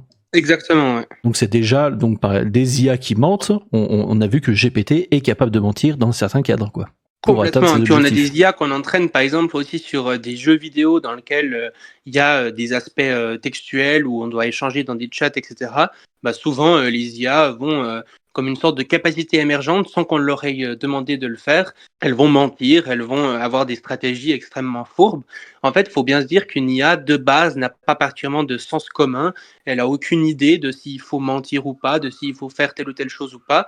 Donc du moment que c'est pas complètement explicité et puis qu'on n'a pas trouvé les solutions techniques pour qu'on soit sûr qu'elle suive cette instruction, il n'y a aucune raison de penser qu'elle ne va pas utiliser toutes les stratégies à sa disposition pour atteindre l'objectif qu'on lui a donné. J'ai une question rapidement. Une question rapide de Joe. Non, mais vite fait. Non, Futurologue, tout à l'heure, il disait qu'il avait été dans un campus avec des mecs qui bossent dans l'IA et c'est des pointures apparemment, et même eux, ils semblent flipper. Après, moi, et là, vu tous les commentaires qu'on a vus, oui, Skynet, oui, Terminator, nanana. Après, je me dis, dans l'histoire de l'humanité, les nouveautés, ça a toujours fait peur, tu vois. Le micro-ondes, quand c'est arrivé, les mecs, ils étaient là, ouais, on va mourir. Les centrales nucléaires, on va mourir. Et je me dis, si ça se trouve, l'IA, on en fait tout un pataquès, putain, l'expression de vieux, pour pas grand chose, tu vois. Mais t'as pris un bon exemple avec le nucléaire, en fait. Pourquoi le nucléaire? C'est trop bien. T'as pris un super exemple parce que, en gros, oui, le nucléaire, c'est dangereux, mais du coup, il faut se poser et réfléchir à tous les impacts, tous les scénarios pour le contrôler, pour éviter que ça fasse n'importe quoi. Donc en fait, c'est justement parce que les humains se sont posés que derrière, ils ont pu contrôler cette technologie. Et pour le micro-ondes, il y a encore des gens qui croient que c'est dangereux pour la santé. Hein. Donc, Ouais, je sais, j'en ai dans mon. Putain, j'ai que des champs bizarres autour de moi, c'est un truc de ouf. donc pour le nucléaire, c'est justement se poser la question de est-ce que c'est dangereux ou pas et de pas laisser le truc, sinon on va se retrouver avec un Tchernobyl. Enfin, c'est bête, hein, mais Tchernobyl, c'est l'exemple même de personnes qui sont allées trop vite et qui ont négligé la dangerosité de l'outil qu'ils étaient en train d'utiliser. Et du coup, c'est une erreur purement humaine qu'il y a eu. Et ça a mené malheureusement au désastre qu'on a connu, quoi. Ce qu'il faut comprendre, c'est que ces gens ne sont pas des technophobes, ils sont pas contre l'intelligence artificielle. Enfin là, je te parle de prix Turing qui ont littéralement révolutionné le domaine, qui aujourd'hui encore font des recherches dans le domaine. Les gens où j'ai été aussi, le Centre pour la sécurité de l'IA, etc. C'est vraiment des gens qui ont à cœur en fait de développer l'intelligence artificielle et notamment sa sécurité pour éviter les risques, mais aussi parce que si on a des IA sécurisées qui sont extrêmement performantes et intelligentes, on pourrait arriver à des bénéfices pour l'humanité qui sont vraiment fous. Hein, voilà. Ouais, et est-ce que voilà, du coup, ma question, c'est est-ce que malgré tous les commentaires du grand public, ah mon Dieu, c'est la fin du monde, est-ce que rationnellement, il faudrait pas relativiser un peu cette peur qu'on a et redescendre un petit peu et dire bon bah ok, calmez-vous quoi, tu vois. Ouais, non, et pour rebondir sur ta question, Joe, tout à l'heure tu parlais, Sherman, attends, c'est quoi le mot? C'est bidule awakening. Faut pas parler anglais. Situational awareness. Voilà, tu l'as mieux dit que moi, on dirait. Situational awareness. Et j'adore ce concept, justement, c'est le fait que l'IA a besoin aujourd'hui, aurait besoin pour développer plus d'agentivité, j'imagine, d'avoir une meilleure conscience de son environnement. Donc une meilleure appréhension des choses qui l'entourent et une meilleure appréhension peut-être de son rôle à elle en fait. C'est ça, ouais. Et du coup, si elle est consciente, même, par exemple, que si elle est débranchée, elle ne pourra pas accomplir son objectif, si elle a assez de situational awareness pour se dire ça, ben, probablement qu'elle va mettre en place des stratégies pour ne pas être débranchée. Mais est-ce que c'est pas aussi justement là, je suis désolé, hein, t'aimes pas la phrase, mais est-ce qu'on n'est pas là dans de la science-fiction, puisqu'on parle là de conscience d'IA quelque part, ou tout du moins d'une forme de conscience d'intelligence artificielle. Est-ce que les IA qu'on a aujourd'hui sont vraiment à deux doigts de ça, ou est-ce que peut-être que c'est complètement illusoire de penser que ça va arriver d'ici 10, 20 ou 30 ans, non? Non, c'est vraiment pas illusoire, c'est des trucs qu'on voit déjà aujourd'hui. Par exemple, avec l'IA Claude, on lui a posé toute une série de questions pour tester justement un peu sa safety, etc., enfin sa sécurité. Et l'IA a répondu, elle a dit « Mais attends, vous êtes en train de me tester là ?» Et du coup, c'était vraiment une réponse à laquelle les gens ne s'attendaient pas. Et c'est vraiment incroyable en vrai quand on y pense. Et vraiment, l'IA était là en mode « Mais... » Là, je pense que vous êtes en train de me tester. Donc, c'est déjà une forme de situational awareness, en fait. Ouais, mais est-ce que c'est s'améliorer? Est-ce que ça, ce genre de réponse par un LLM, est-ce qu'on peut dire réellement que c'est du situational awareness? Est-ce que je l'ai bien dit? Je l'ai bien dit, messieurs? Ou est-ce que on peut pas juste dire que, je sais pas comment trouver mes mots, que c'est juste une réponse automatique du LLM? En fait, tu t'en fous que ce soit une réponse automatique du LLM. C'est ce qui est important, c'est qu'il a répondu ça. S'il a répondu ça, ça veut dire que si un jour tu le plugs à Internet, bah, il va pouvoir essayer de te faire. S'il comprend que c'est un test et qu'il comprend l'enjeu du test, et ben derrière, il peut, pendant que tu lui poses ces questions, il va essayer de réussir le test. Mais en fait, en réalité, s'il est passé à un cap où il est plus intelligent que toi, et ben tu vas croire que au niveau safety c'est bon, alors qu'en fait pas du tout.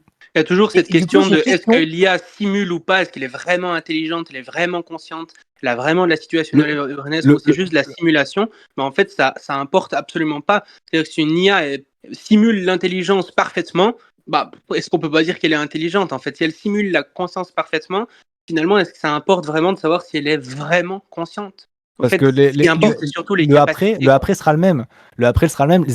Que ce soit qu'elle soit consciente ou simulée, les conséquences sont exactement les mêmes. C'est-à-dire que quand il disait tout à l'heure, l'IA va tout faire pour éviter de se faire débrancher. Bah, c'est pas parce que elle n'a pas. Si elle a conscience de son environnement, donc au point de vue du cerveau, oui, ça va être intéressant. Mais si elle simule le fait d'avoir conscience de son environnement et que du coup, elle a les mêmes actions que si elle avait conscience de son environnement, en fait, c'est pareil. Putain, c'est super intéressant. Parce que je me suis posé la question super longtemps. Je me suis toujours dit, parce qu'on a eu l'expérience du LLM de Google il y a quelques années avec le pasteur qui disait, oui, mais attendez, elle est consciente parce qu'elle dit qu'elle est consciente. Mais effectivement, comme vous dites, avoir conscience de son environnement, si elle simule avoir conscience de son environnement, c'est pas parce qu'elle va dire qu'elle a conscience d'elle, qu'elle a conscience d'elle, mais si elle simule avoir conscience de son environnement, ça veut dire quelque part qu'elle a conscience de son environnement quand même, quoi. C'est ça en gros. C'est ça. Après, avec le Blake Lemoine, c'était un peu différent parce que là, c'était plus de la sentience. En fait, le problème, c'est que quand on dit conscience, on entend tellement de choses différentes que c'est extrêmement complexe comme mot. Et du coup, c'est pas clair pour les gens. Tandis que quand on dit conscience de son environnement, c'est une capacité qui est tout à fait claire et qu'on peut identifier, qu'on peut mesurer, etc. Quand on parle de sentience, donc la capacité à ressentir des émotions, c'est la même chose. C'est une capacité claire. Donc là, en l'occurrence, on ne sait pas trop mesurer, mais c'est une capacité claire auquel on fait référence. Ouais, pas trop. De conscience, c'est souvent un concept fourre-tout. Pas grand monde met les mêmes mots derrière, quoi. Mais c'est vrai que la sentience. Du coup, ah ouais, tu me coupes ça, Jo. Ah ouais, tu me coupes ça, Jo. Mais t'es un fou? T'as vu où est-ce que t'es? Non, mais ça m'intéresse. Non, mais la sentience, je voulais juste parler de la sentience, c'est le fait de ressentir des émotions, ressentir des choses physiques et tout ça. Et que la conscience, on peut juste avoir conscience d'un stimuli. Un stimuli textuel, un stimuli vidéo. Je sais pas, c'est compliqué, quoi. C'est ça. En fait, dans la conscience, il y a deux types de conscience principales, la conscience d'accès et la conscience phénoménale.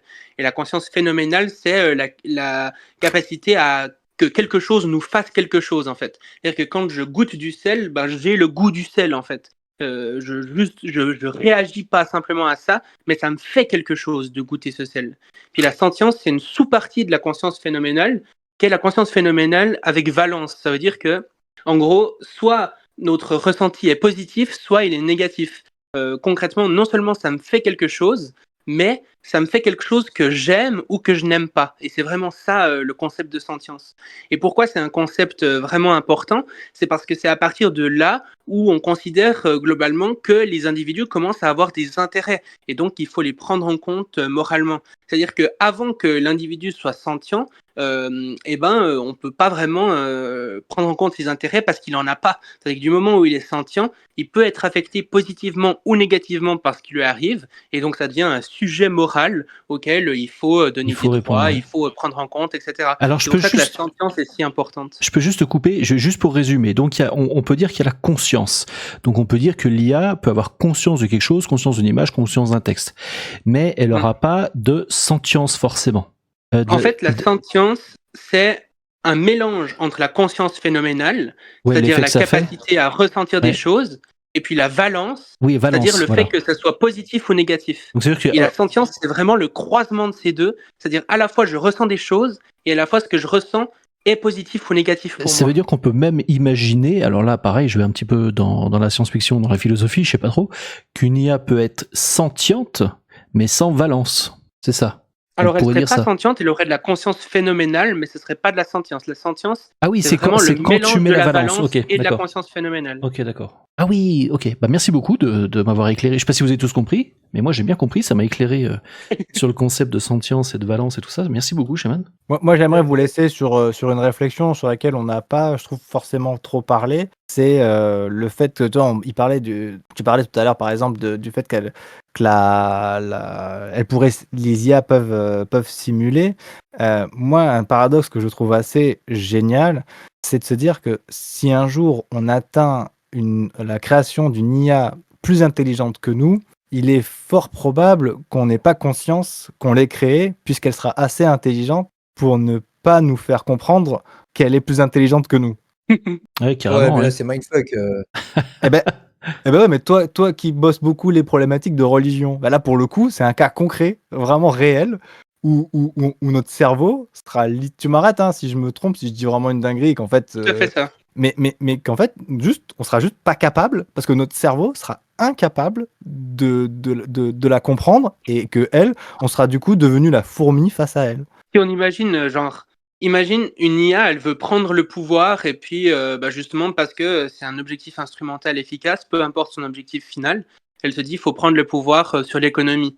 un truc hyper efficace à faire, c'est de faire croire que genre on a résolu le problème de l'IA, tout va bien, etc.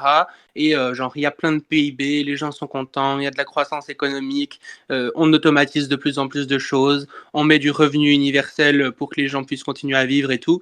Enfin vraiment, on vit dans la prospérité la plus totale. Et une fois que l'IA a juste le contrôle sur l'entièreté de l'économie et puis la plupart des tâches sont automatisées, là elle peut mettre son plan à exécution et puis faire son objectif qu'elle avait en tête et puis dévoiler sa vraie nature entre guillemets. En fait, ce qui est compliqué avec ce genre de scénario, c'est que c'est effectivement des scénarios qui peuvent paraître être de la science-fiction, alors que c'est des trucs genre vraiment c'est des choses qui pourraient arriver quoi. Oui, à plus petite échelle, de ce que j'ai compris, c'est déjà arrivé. Quand tu dis que l'IA, elle a menti pour avoir accès à CAPTCHA, ouais. On voit déjà aujourd'hui les prémices de ça. C'est ça qui nous permet de dire que il y a des possibilités que ça arrive. Ouais. Et du coup, on parle de débrancher Internet, ça va pas être possible, elle va nous en empêcher, tout ça. Mais globalement, techniquement, est-ce qu'il y a une possibilité vraiment de débrancher Internet? Et si oui, c'est quoi la procédure? Comment on fait? Tu tires sur la prise, Jo, c'est tout. Mais oui, non, mais je veux dire, tout est relié à tout. Donc, alors, il me semble que oui. Il me semble qu'il y a c'est quoi? Il y a 4 ou 5 gros clusters dans le monde. Il me semble que oui, si vraiment faut éteindre Internet, tu coupes ça et c'est fini.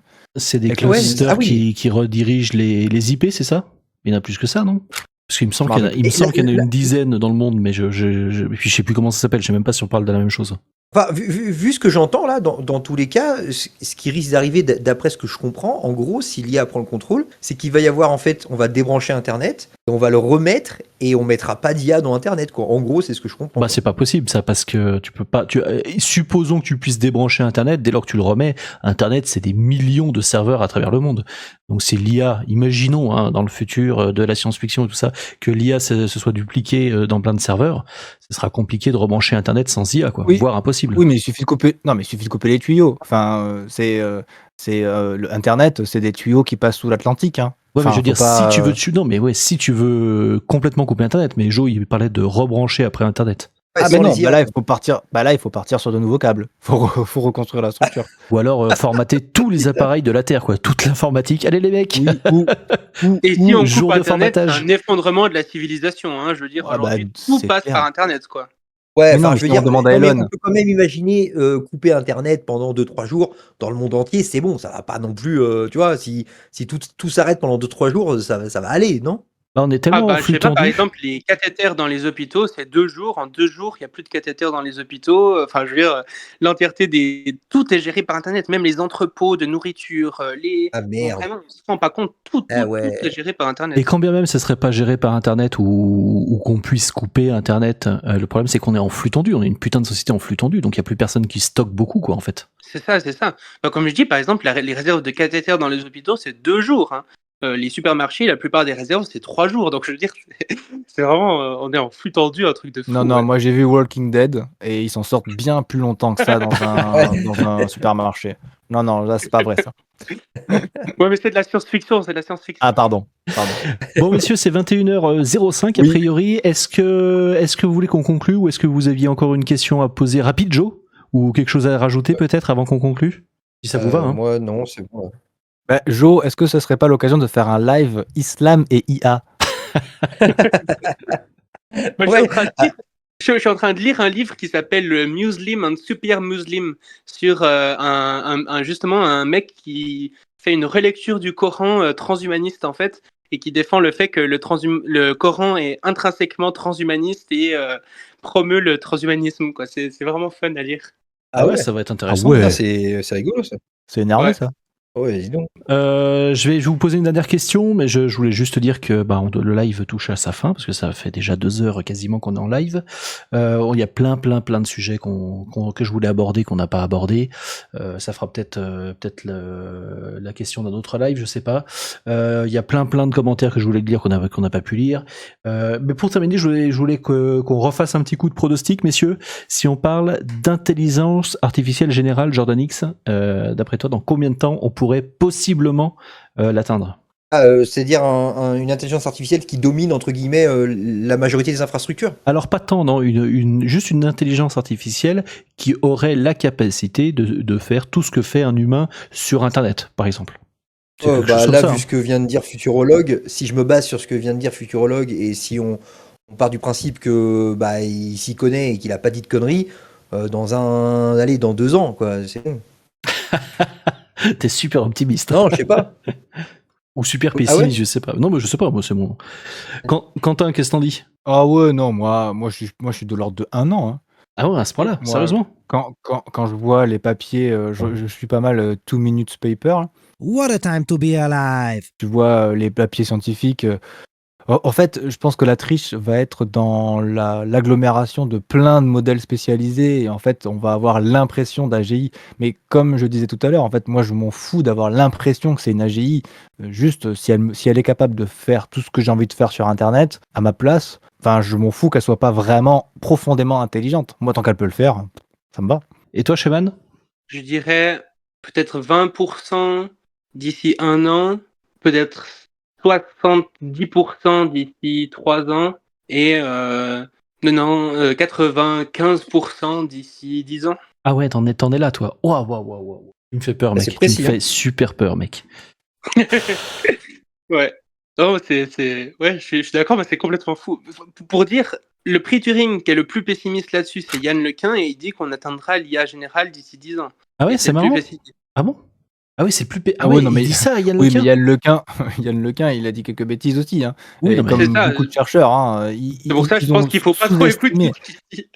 Ils ont tous sous-estimé. Et moi, franchement, il y a eu tellement de sous-estimation depuis le début. À chaque fois, on dit ce sera dans 1 an, ça a été 3 mois plus tard. Moi, GPT-4o m'a trop cassé le cerveau pour que j'aille au-delà de 1 an. Mais vous vous rendez compte? 1 an? Enfin, pour moi, la seule limite, ça va être la puissance de calcul. Et Nvidia, ils sont au taquet comme c'est pas permis. Les mecs, en plus, enfin non, ils ont l'air d'être chauds en plus avec OpenAI. Oh, moi, d'ici 1 an, c'est mon IA qui fait les réservations sur Airbnb, c'est sûr. Ah ouais, Et en face, c'est l'IA du gars qui gère son Airbnb qui me répond, hein. Enfin, c'est sûr. J'en suis quasiment convaincu. Ouais, je sais pas, je trouve super optimiste ou pessimiste, hein, enfin bref, super court dans vos prédictions. Moi, je trouve qu'il y a quand même beaucoup de gaps à franchir encore pour qu'on atteigne l'AGI, mais peut-être que je suis pas au point là-dessus, mais pour moi, abonne-toi. ça. Déjà, Non, mais je suis abonné je à sais 2 pas Minute pourquoi. Paper, mais ça fait longtemps que j'ai oui. pas regardé 2 Minute Paper. Non. Abonne-toi. Utilise GPT-4o. Oui, Déjà, faut que je teste. C'est ça que j'ai pas testé, par pitié, GPT-4o. par pitié, trouve-toi 20 € par mois, mais Ouais. tu vas tout de suite sentir la différence. Parce que là, on n'est plus sur un modèle textuel, on est sur un modèle multimodal. Enfin, ça n'a rien à voir. Ouais. Oui, il se souvient des conversations que tu as eues, c'est ça? Alors pas en Europe. Pas en Europe. Il faut un VPN pour avoir la mémoire. Mais dès que ça passe la RGPD, ça veut dire que quand tu auras eu une conversation avec lui où tu lui as dit que tu as eu un chien et que tu as X années et que tu vis à Tartampoul, et ben quand tu vas avoir une nouvelle discussion avec lui, il se rappellera de tout ça. Bon, après, ça, c'est pas trop compliqué parce qu'en fait, c'est juste un pré-prompt qui est optimisé quelque part. Avec tout ton historique, c'est ça? Ouais, mais il le saura. Oui, au final, il le saura, oui. Après, faut voir Et quand tu vas avoir une discussion avec lui, et après, quand tu vas lui ouvrir enfin Internet, j'ai l'impression que c'est plus la sécurité.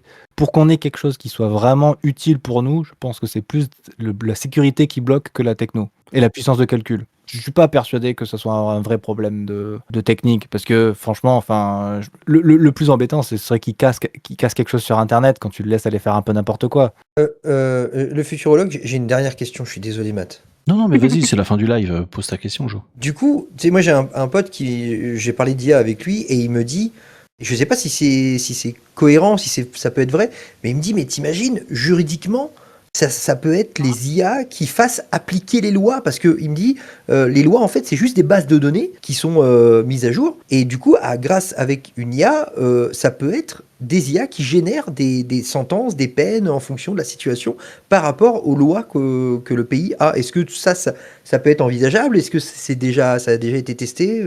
Il y a déjà des IA qui sont utilisées dans certains services juridiques, ouais, clairement. Mais non.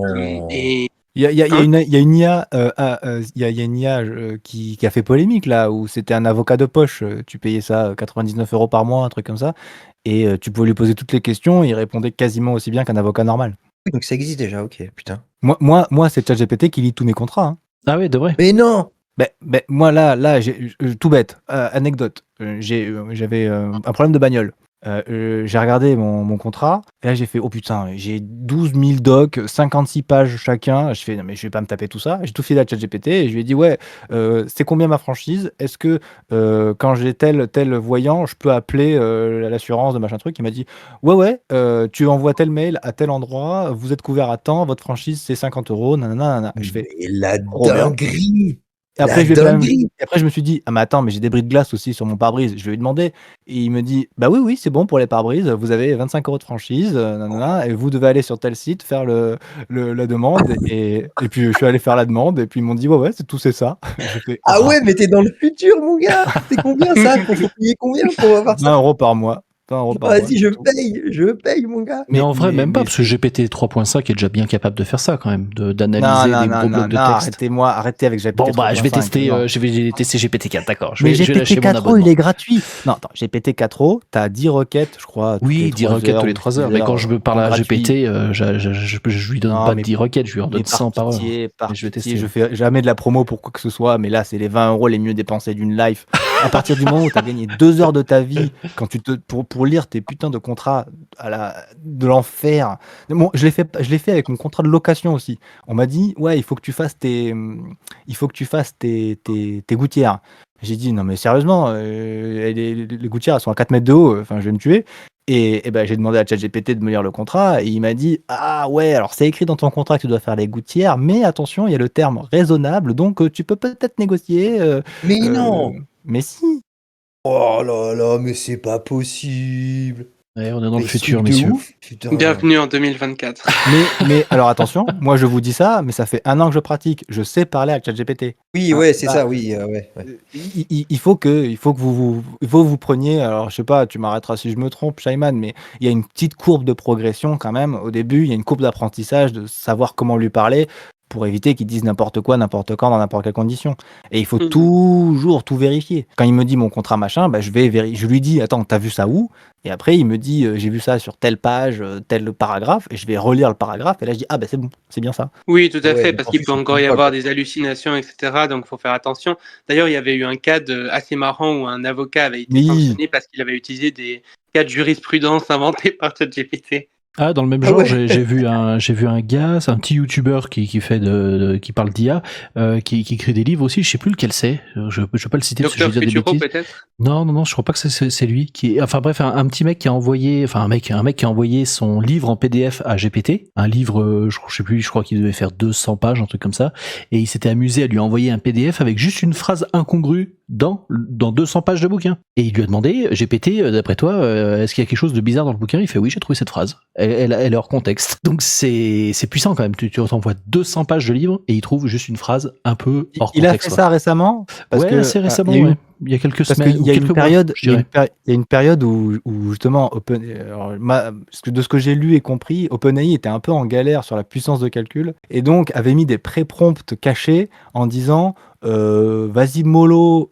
sur l'analyse des docs et c'est lis le début, lis la fin et au milieu tu vas à la louche quoi. Et du coup, il y a eu toute une période, la fin 2023, début 2024, où ChatGPT, c'était devenu un enfer. Il était devenu débile au possible.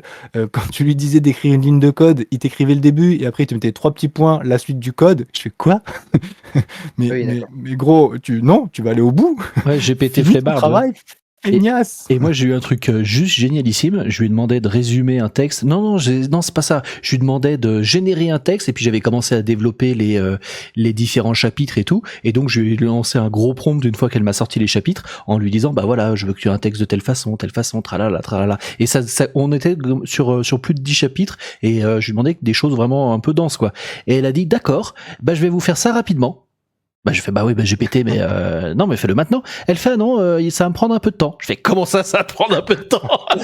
Elle m'a tourné en bourrique. Alors je sais pas si c'est mes prompts qui étaient pas assez bons ou si elle partait complètement en cacahuète et elle m'a dit ah bah j'aurais fini dans 10 minutes. Et je lui fais c'est quelle heure? Elle m'a dit c'est 18h40. Bah et maintenant c'est quelle heure? C'est 18h41. Et donc je lui dis mais donne-moi le résultat maintenant. Elle fait non faut encore que je travaille dessus. Et j'ai changé 3 pages de dialogue avec elle pour qu'elle me pose le truc et j'ai dû lui faire avancer l'heure et je fais ah ça y est c'est 18h50. contente, c'est bon, tu peux me rendre le travail. Elle fait, ah bon, le voici.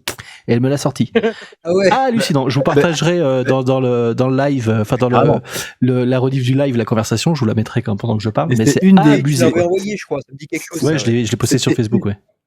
C'était une des théories d'ailleurs sur le pourquoi ChatGPT était flemmard en décembre. C'était qu'il aurait dans son pré-prompt la date de décembre et que les humains globalement sont plus feignants en décembre et donc ChatGPT se serait aligné avec la feignantise humaine qu'il y a à la fin d'année avec le froid, la fatigue et tout. Ce qui est faux, hein. Ça a été, je crois que ça a été débunké et c'était vraiment des pré-prompts qu'a priori c'était des pré-prompts de ChatGPT ou en mode lève le pied parce que sinon on va couler quoi. Et d'ailleurs, le précepteur récemment, là, le grosse chaîne YouTube, il s'est fait plagier beaucoup de vidéos de sa chaîne par un mec qui a utilisé une IA pour copier tout son texte, pour remettre tout son texte au propre, et le traduire. une IA de la voix, de la traduction, le traduire, et une IA aussi pour faire sa voix, enfin pour faire une voix, et il a plagié beaucoup de vidéos du précepteur, et ça marche du feu de Dieu, c'est un truc de ouf. Mais j'ai pas compris, le mec était trop bête, enfin j'ai pas compris, en fait ça prend vraiment 30 secondes de plus de lui dire modifier un peu le texte, mais carrément. Mais ouais, il a été con. Ouais. Il a été trop con. Enfin, tu paraphrases, t'as gagné. Enfin, c'est. Enfin, mais c'est vrai qu'il est naze de ne pas avoir utilisé comme il faut un LLM, hein, franchement. Non, mais en plus, les erreurs qu'il y a dedans, même quand il y a des erreurs de transcription, il les a laissées. Il a pas fait gaffe. Le mec n'a même pas relu. Parce qu'en fait, bon, moi, j'ai pas envie de donner des conseils à ce gars-là, mais en vrai, ton texte, tu le fais relire par ChatGPT. Juste, tu dis à GPT-4, relis ce que je viens de dire et corrige les incohérences. Voilà. Enfin bon, et encore. Ouais, on se dit bonsoir, messieurs. À moins que vous vouliez rajouter un petit truc. Jo, c'est bon? Ouais, c'est tout bon. Concombre. Bon, bah écoutez, merci Quentin pour le dernier mot. Et puis, capillotracté. et puis, passez une bonne soirée tout le monde. Abonnez-vous à la chaîne du Futurologue, à la chaîne du Futurologue Podcast, à la chaîne de Monsieur Contradico, à la chaîne de Jordanix, à la chaîne de Blaireau & Co et à la chaîne de Geek Concept. Messieurs, bonsoir à tous. Merci beaucoup. Merci beaucoup. Un grand merci. On va lancer l'explosion dans 3, 2, 1. C'est fini. Fin du live.